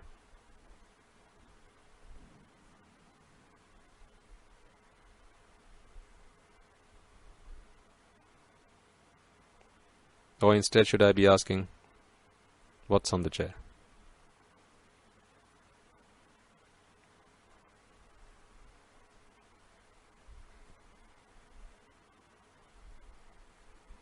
If you can begin to see,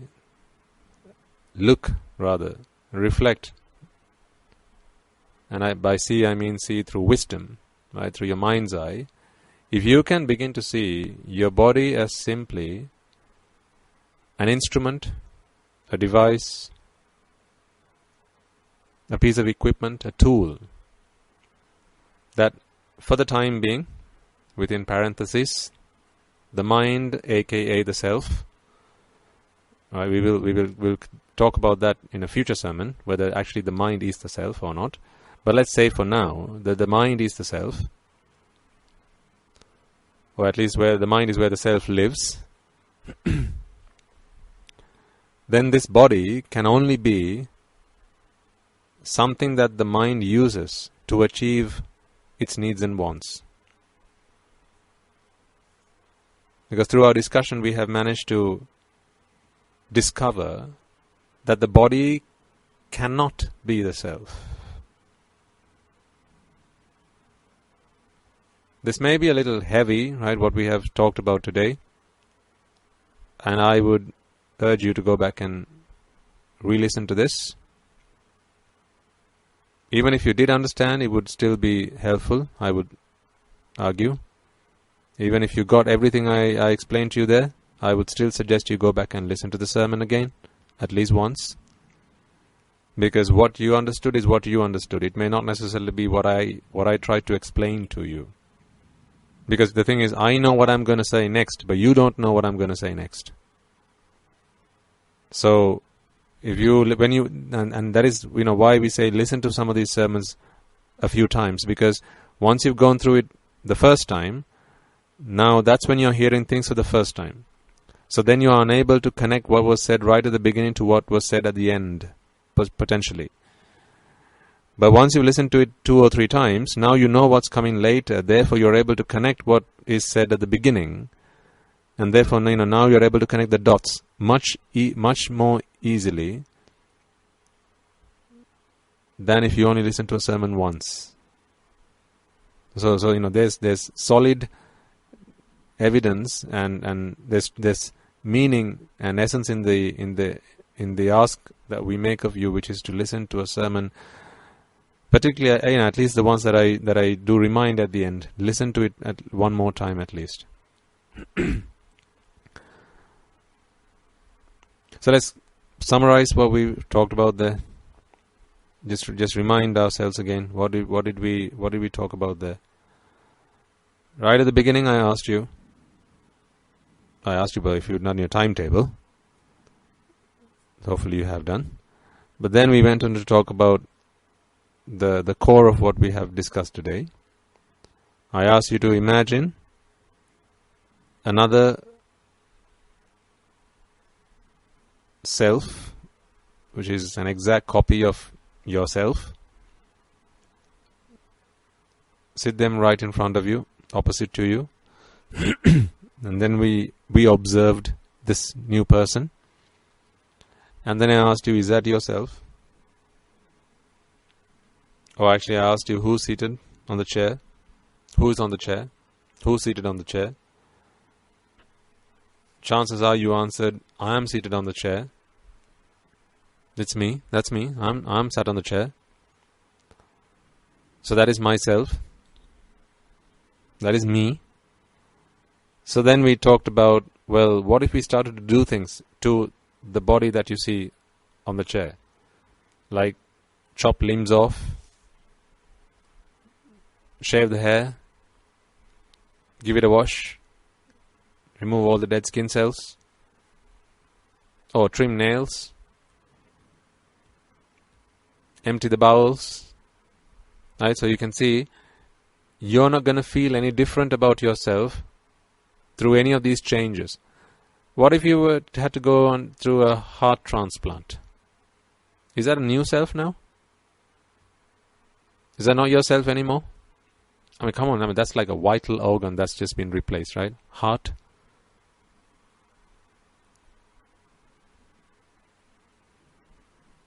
Or what if you're on one of your kidneys? So you had a kidney failure, one of your kidneys had to be removed. Or if you had an appendectomy. Do you feel less of a self now? With no appendix? If you do, then some of you was in the appendix.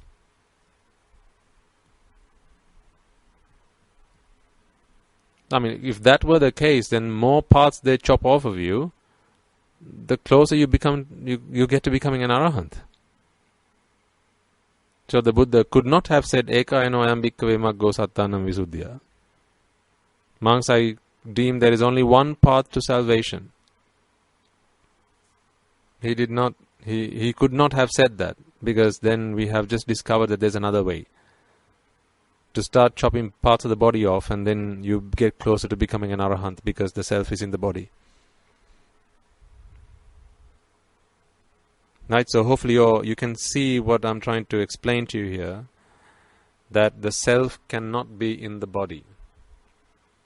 So when you go and, if I ask you, how much do you weigh? What do? You get on the weighing scale. Remember when as children we had those charts, body weight charts? Most of you would have had one, body weight charts. And you would weigh your baby. Or if you had a chart that you would plot your weight, perhaps let's say you were working on, getting yourself fit, maybe, or perhaps your doctor said lose X number of kilos, and you were working towards that goal. Okay, so whenever you lost a kilo, or whenever your baby gained weight, when actually the baby gets delivered, what's one of the first things that you tell everyone? The baby came safe and weighs this much. Right? This many pounds, this many kilos. It's one of the things that gets said. Because it's a healthy baby. A healthy baby is a baby that weighs this much. So, is the baby healthy? Is the baby healthy, or is the baby's body healthy? So, who's the baby then? Actually, whose baby is it?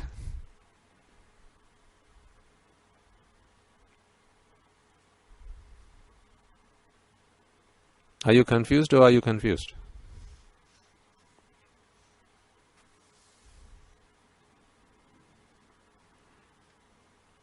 It's fine. Just take it one step at a time. One baby step at a time. Right? So, ask yourself, who's that sat on the chair? Is that yourself? We start cutting bits of the body off. Do you feel less of a self now? It cannot be the case, because if that were the case, then, by the time you've taken a kidney off, you become a sotapanna. By the time you take the appendix off, that's a sakrudagami.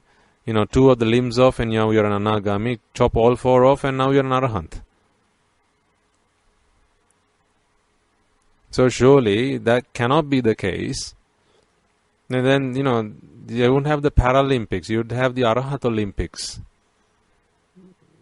Because, when people start losing limbs of the body, they get, Aryan Olympics. Because there'd be Aryans every time they lost a part of their body. Surely. Of course, we know that that is not the case. Right? So the body has nothing to do with this fabrication of a self, because all of that is a function of the mind. Problem being that when you are now ready to accept this, you will now begin to ask yourself, well, why the hell then did I get offended when someone pointed out that grey hair on my head? So why do you then try to cover up those grey hairs? Why do you color them? Why do you dye your hair? Why are you so concerned about the skin on your face starting to become saggy? Why are you so concerned about that?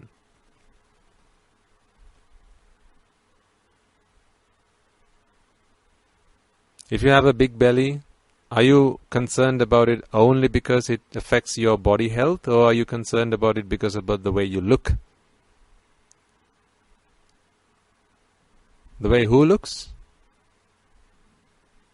The way you look? So is that you? As in, is that yourself?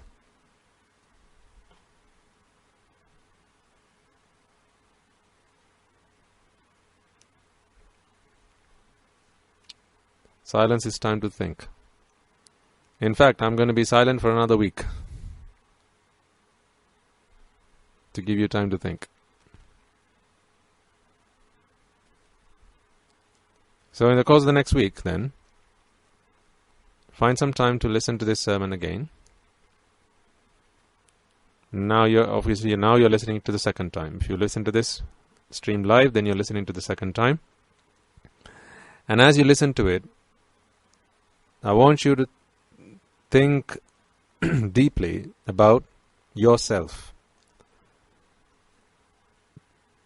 When you go stand in front of the mirror today, perhaps as you're doing yourself up to go somewhere, or perhaps as you're brushing your teeth in the morning and look yourself in the mirror, do you genuinely not feel that you're looking at yourself? I want you to start to think in a different way. I want you to start to look at what you see in the mirror as the body that you use.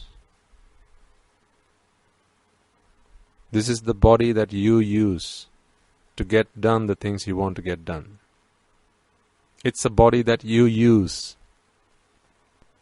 Like this is the umbrella I use. This is the car I use. This is the toothbrush I use. Look at everything else you have in the bathroom.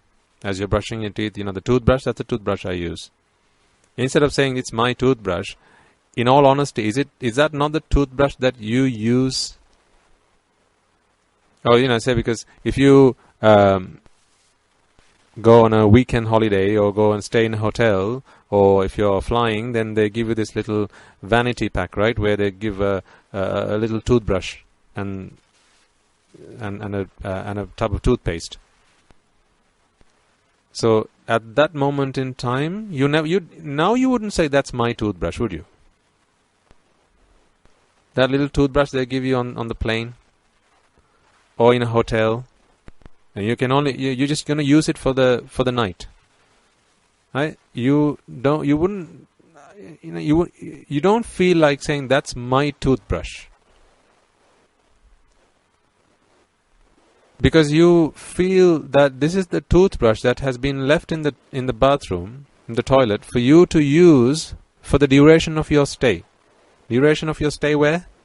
Duration of your stay in the hotel. What about the brush that they give you on the plane? On the flight. That's the brush that they give for your use during a flight. You're not going to bring that home and then brush for the rest of the month with that. You can hardly brush with it. Right? So you are quite happy to think of that brush as the brush that you use for the duration of your flight. Now what about your body then? Is that not the body that's been given to you to use for the duration of your stay here? Isn't that the truth, rather than thinking of it as your body, or as you think right now, this is me? Is your body you? Or is that the body that you use for the duration of your stay here? You're only here for a few nights. You know that's the truth. You're only here for a few nights. In the grand scheme of things, it's a few nights. So really, that what you're seeing on the chair? Who's that on the chair? No. What is that on the chair? It's what I'm using. It's the body that I'm using for the duration of my stay here. If you can begin to think of your body in those terms, ladies and gentlemen, I tell you, this is a very, very powerful medicine for a whole host of ailments, mental ailments.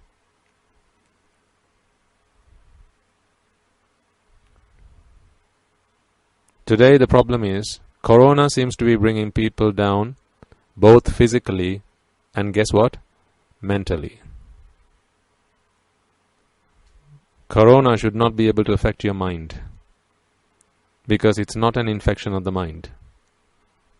It's an infection of the body that you use, that has been given to you to use for the duration of your stay.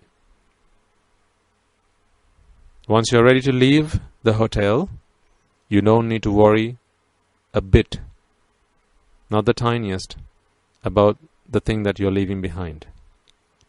Just like that little piece of soap, that soap bar that was given to you when you went and stayed overnight at the hotel, that little toothbrush that was given to you, the towels that were given to you to use during your stay, right? You didn't have any thoughts about what state it was going to be in when you left the hotel, because you knew very well that this is just here for me to use for the duration of my stay. Your body, I tell you then, has been given to you to use for the duration of your stay. A few nights. So what is all the fuss about? What is all the fuss about? Corona seems to be affecting people more mentally than it seems to be affecting people physically. It's because when you ask someone, who does Corona affect? It affects me. That's why.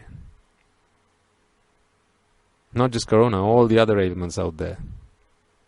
What about cancer? Who does cancer affect? Me? Or the body that I have been given to use for the duration of my stay? What about the common cold? What about a heart attack? Who does that affect? You? What about old age? Old age, disease, illness. In the Arya Maitreya, there's a portion of that says, "May I and all beings in all worlds be freed from the suffering of disease, decay, death." This is what we're really talking about.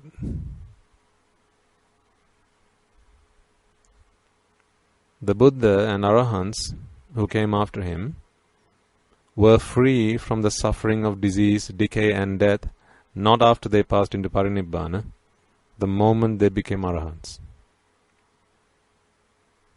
Of course, I'm not talking about the physical suffering, because the Dhamma can't cure that. Time does that. All you need to do is allow time to break your body up into pieces, and then that's it. But we are talking, Buddhism is about medicine for the mind. Buddhism is not medicine for the body, Buddhism is medicine for the mind. In treating the mind, you can indirectly treat the pains of the body. Because when you have no body, then how can disease, decay and death affect you? That's the physical aspect. But to have no body, you have to not want a body. To not want a body, you have to be cured mentally. That is the only way you can not want a body. Because wanting a body is not a physical, bodily requirement. Wanting a body is a mental requirement. It's a mental need. And that can only be cured through mental medicine. Medicine for the mind. That is what Buddhist philosophy is. So you see, try and, over the course of next week, as you spend the rest of the next week, right, as you get out of bed in the morning, ask yourself, who is this getting out of bed? Who? As I said, you can only answer one of these two questions. Who's getting out of bed? What is getting out of bed? If you can answer the first question, then the second question makes no sense to you. If you can answer the second question, then the first question makes no sense to you. That's the way it is.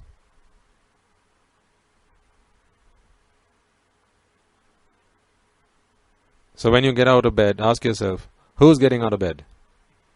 If this sermon has made sense to you, you will immediately start to switch. You will immediately switch your thinking and go, I see, no. What's getting out of bed?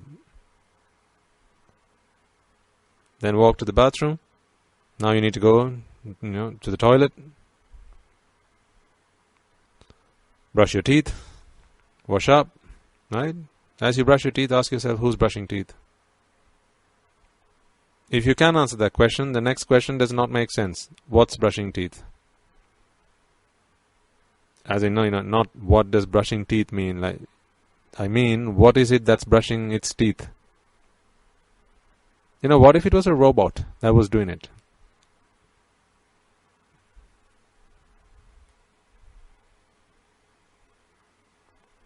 Ultimately, is it not a machine that you're using? This body? It's a machine. You're using a machine to get done the things you want to get done. The things that you want to do, you're using a machine that is the body to get done. So, the question really should not be who is. It should really be what is. Reflect on this. Listen to the sermon once again.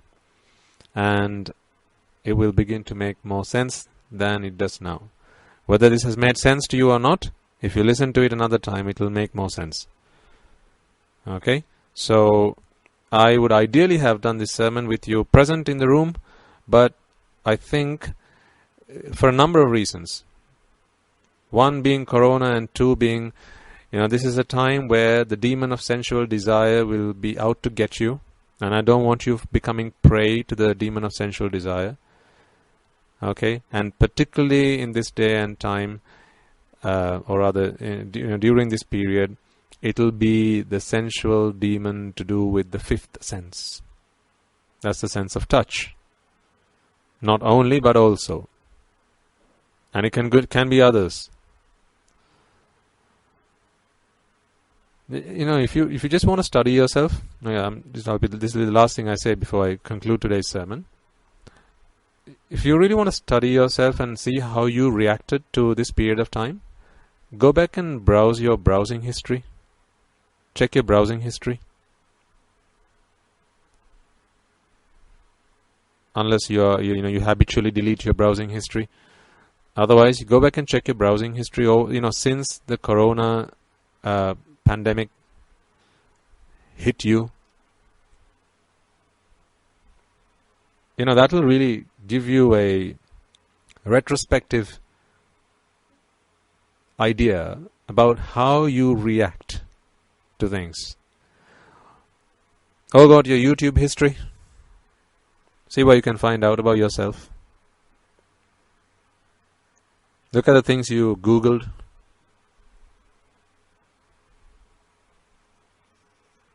Look at some of the things you watched. Go back and check your history. YouTube does a good job of capturing your watch history. Again, I think by default it's on. You can switch it off if you want to. Right? Go back and check your watch history on YouTube. Not now, after the sermon, please. See what you can find out about yourself. I would argue, I would bet that quite a few people, maybe not those who are listening to the sermon today, but those who will listen to the sermon in 10 years' time, maybe, okay, will realize that during a time where you are confined to your four walls, as I said, again, that is another word for on the sofa in front of the TV, right? When you are confined to your four walls, your mind will run to sensual desire. It will run towards sensuality, because that is the default behavior of all sensual beings.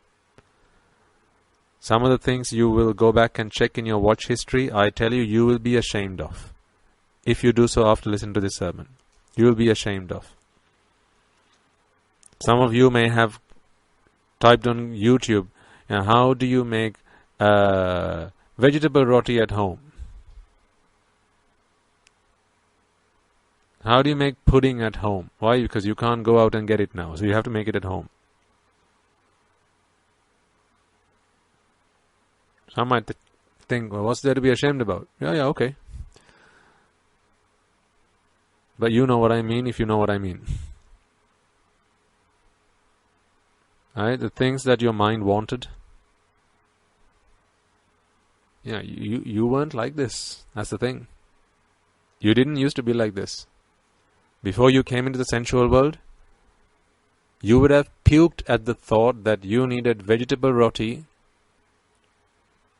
after you have already had a filling lunch. For tea, you wanted vegetable roti. You would have puked at the thought. You would have been sick at the thought when you were once a Brahma who lived in the form sphere. But today, to keep you happy, when you are confined to your four walls, you need to go and, because you can't go out to the restaurant and get it, you need to go on YouTube and type in how to make vegetable roti at home. How to make vade at home. How to make vatalappang at home. Go back and check your YouTube history and see what you can find out about yourself. Check your Google history, your search history, see what you can find out about yourself. You get your download history, see what you can find out about yourself in the downloads folder. Would you be proud if... Would you like Swami Maharaj to check it for you?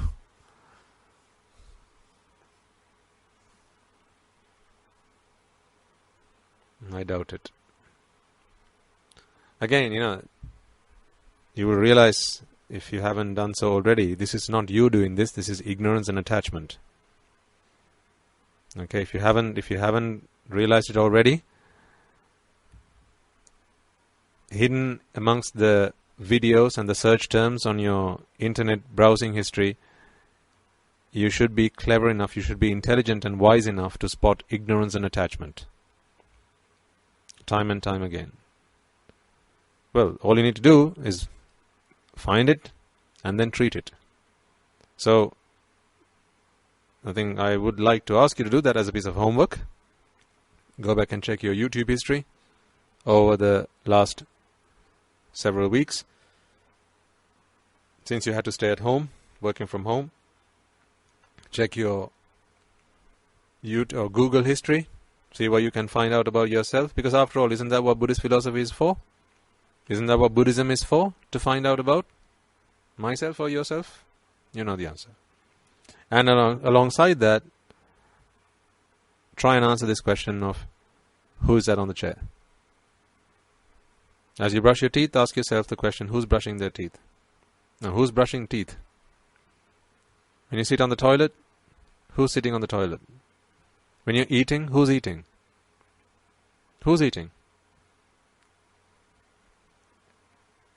If you have understood what I have tried to explain to you today, immediately you will switch from, it's not who's eating, it's what is eating. Even the question doesn't make sense, I know. What is eating does not make sense. I mean, what are you eating? You might even correct me. Swaminathan, it's not what is eating, it's what are you eating.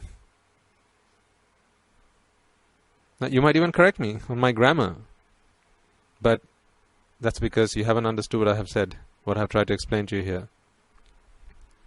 So go back and ask yourself, right? And when you're watching TV, ask yourself, who's watching TV? And then when you begin to feel sensual desires about something or someone, perhaps when you go back to your search history, you might find some things you're not too proud about, or things that you would not share with anyone that you know. Now this is your secrets. These are your secrets, right? So, but you know what I mean by this. When you watch that, when you go through that, and you ask yourself, or you're reminded of the things you watched, either on YouTube or any other sites, right? When you're reminded about the things you watched, maybe you saw people doing all sorts of weird and wonderful things. Ask yourself, who was it that was doing it? Who did I see doing that with the other? Who? Was it who? Or was it what? Then you will realize that sensual desire is a complete madness. You will realize that these sensual desires which have been haunting you, giving you sleepless nights, waking you up in the middle of the night,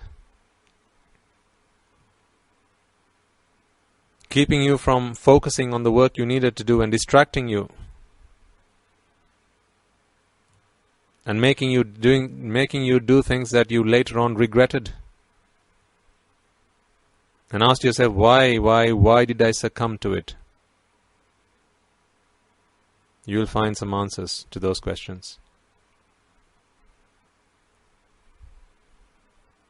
If you can continue to focus on this enough times, I tell you, that urge you feel or you felt to type in that website into your browser, which before you typed in, you checked around to make sure no one else was at home, or you had to open your incognito, private browsing, you know all that stuff, right?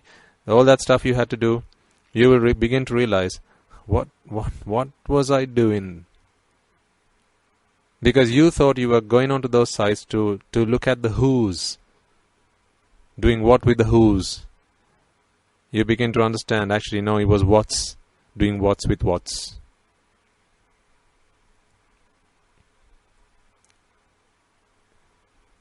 And then when that happens, you will be free. You will be free. After all, that is what Buddhism is for. To become a free man. To find your freedom. To find your salvation. To be liberated. Towards a day that sensual desires can no longer pester you. To a day that sensual desires can no longer give you sleepless nights. Towards a day when sensual desires will no longer burn you from the inside and tear you up from the inside. That is the day that you will be free. Okay, so that's quite a bit of homework to be doing over the course of next week. But if you do it, I tell you, you will find answers to a lot of your problems.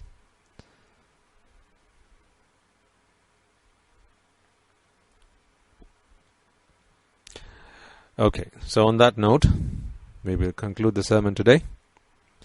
Let us transfer the merits that we have all acquired today to those who are needing of merits. And I'm also reminded that, of course, this is the last sermon before the Sinhala New Year, the Sinhala and Tamil New Year, that we have coming up at the start of next week. This New Year is going to be different to other New Years because of all that's going on these days. But so it may be that again you will have less time running around, visiting people, and more time to yourself. I would ask you to engage in the New Year customs as much as you possibly can, and obviously keeping in line with the stipulations that have been laid out by the authorities. So please don't overstep the mark, given all that they're trying to do to thwart the pandemic. But of course, at the same time, this is a time where people can. It's a time where people can actually heal old wounds, old grudges and bad feelings, ill feelings that people had towards each other. It's a really good time to settle them.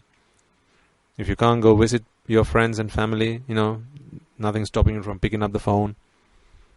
This is a really good time to heal each other, or rather heal yourself by healing the other. So give them a call and say, all that was said last year, it's just water under the bridge. Let's not. I'm sorry about what happened. I didn't mean it when I said that.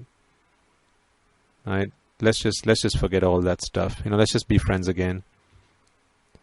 And just ask around. See if they're doing okay. Give them a call. If you can't go and see them, if you can. I don't know what the state of affairs will be over the next few days, but if you're allowed to travel, then do so. And but always keeping in line with any local or enforcements, curfews and things like that. Just make sure you don't overstep the mark, but at the same time make use of the Sinhala and Tamil New Year to mend old broken hearts and to become a better person in the new year. From the monastery, we will have a very modest program, which is because we are still acknowledging and we are keeping in line with the customs, as we always do. So we will share with you details of that. You can join with us at the auspicious times, and we'll be sharing details of that in future announcements. So keep an eye out for that. You will probably be getting a few announcements over the course of today. Nothing grand, given the somber nature of the affairs, the state of affairs. But we will be doing what we need to be doing at the monastery, and we will give every opportunity for you to join us as well, including the Arya Maitreya and maybe chanting Pirit and so on. So it will be a great opportunity because people worldwide, at least Sri Lankans worldwide, who celebrate the New Year will all have their thoughts and wishes towards one aim. That will be a prosperous future, a better future for all. So it's a time when everyone can join hands and come together for the benefit of all of us. So make use of that opportunity, but at the same time, understand that New Year's will come and go. This is yet another one. What will not come or what will go and not come again will probably be your human life, your human birth. So make sure that you put your human life to best use. And from everyone at the monastery, we wish you all a new year in which you will be able to move forwards on your path to Nibbana. May this be the new year in which you will become Sotapannas if you have not yet attained that state. May this be the new year, the upcoming new year, be the new year in which you will be able to fulfill the subsequent stages on your path to your salvation. And may this be the new year in which you will be able to rid your mind of all the defilements and experience and attain the supreme bliss of Nibbana. So that is the wish from all of us, including Guru Swami Nuhanse and all the other monks, as well as the Anagarikas at the monastery, to all of you. Okay?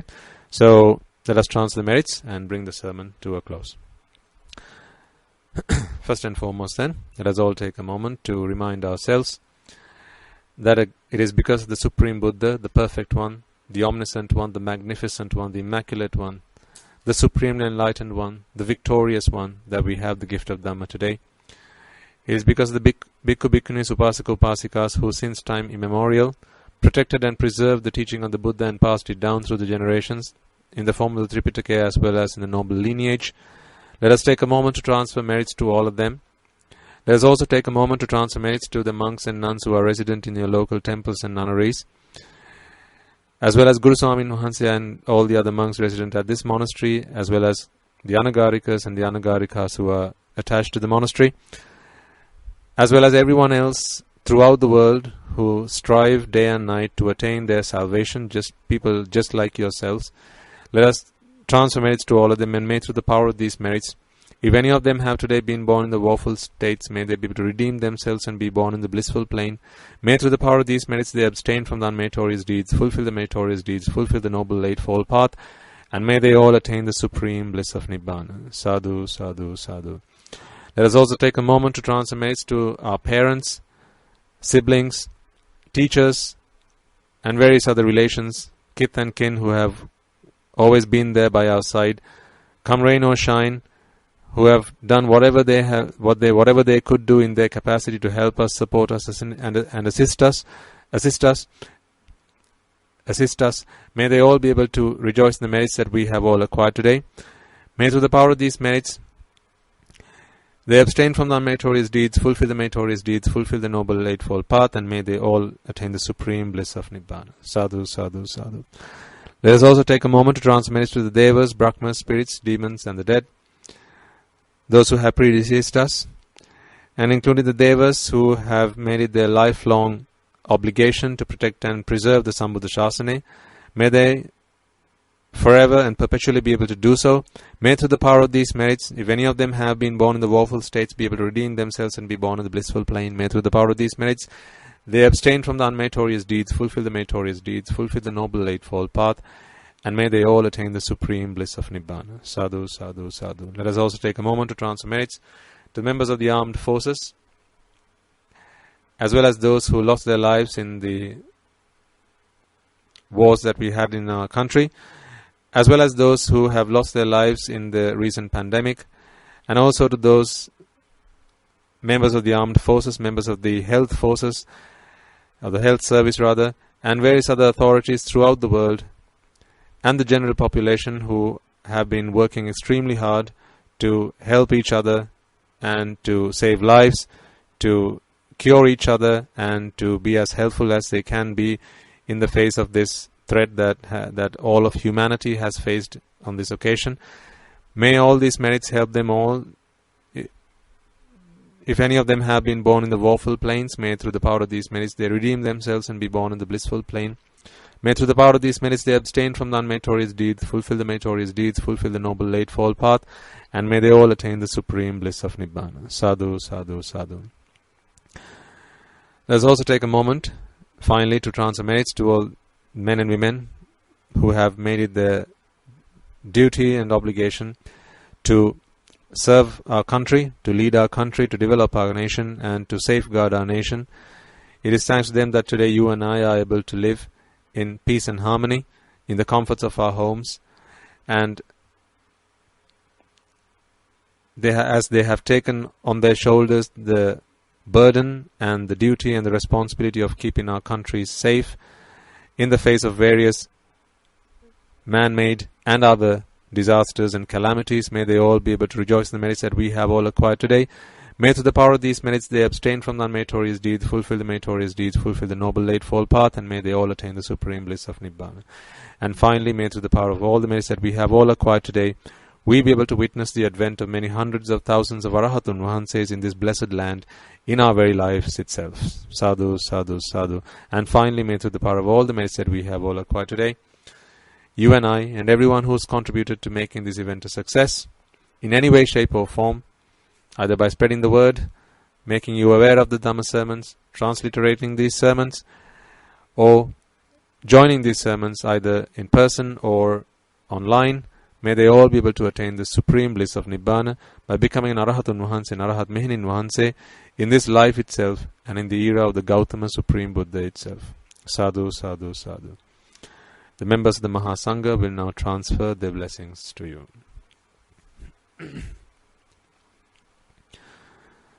Raga ginnen midetva, Dvesha ginnen midetva, Moha ginnen midetva, Nibbana parama sukhayen Sukhita taravetva, Nibbana parama sukhayen Sukhita taravetva. Mamada siyalu loka siyalu satvayo, Nibbana parama sukhayen Sukhita taravetva, Nibbana parama sukhayen Sukhita taravetva, Nibbana parama sukhayen Sukhita taravetva. Raga gini niveva, Dvesha gini niveva, Moha gini niveva, Nivan sapa labeva, Nivan sapa labeva,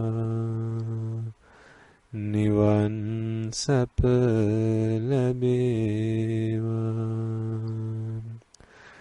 Tunuruvange suvisi ananta mahaguna belen, Silu loka silu sattvayoම Nibbana parama sukhayen Sukhita taravetva. Sadhu, sadhu, sadhu. May I and all beings in all worlds be freed from the fires of desire. May I and all beings in all worlds be freed from the fires of aversion. May I and all beings in all worlds be freed from the fires of delusion.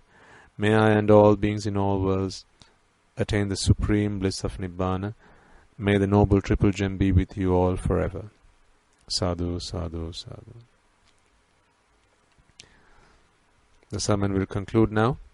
May the noble triple gem be with you.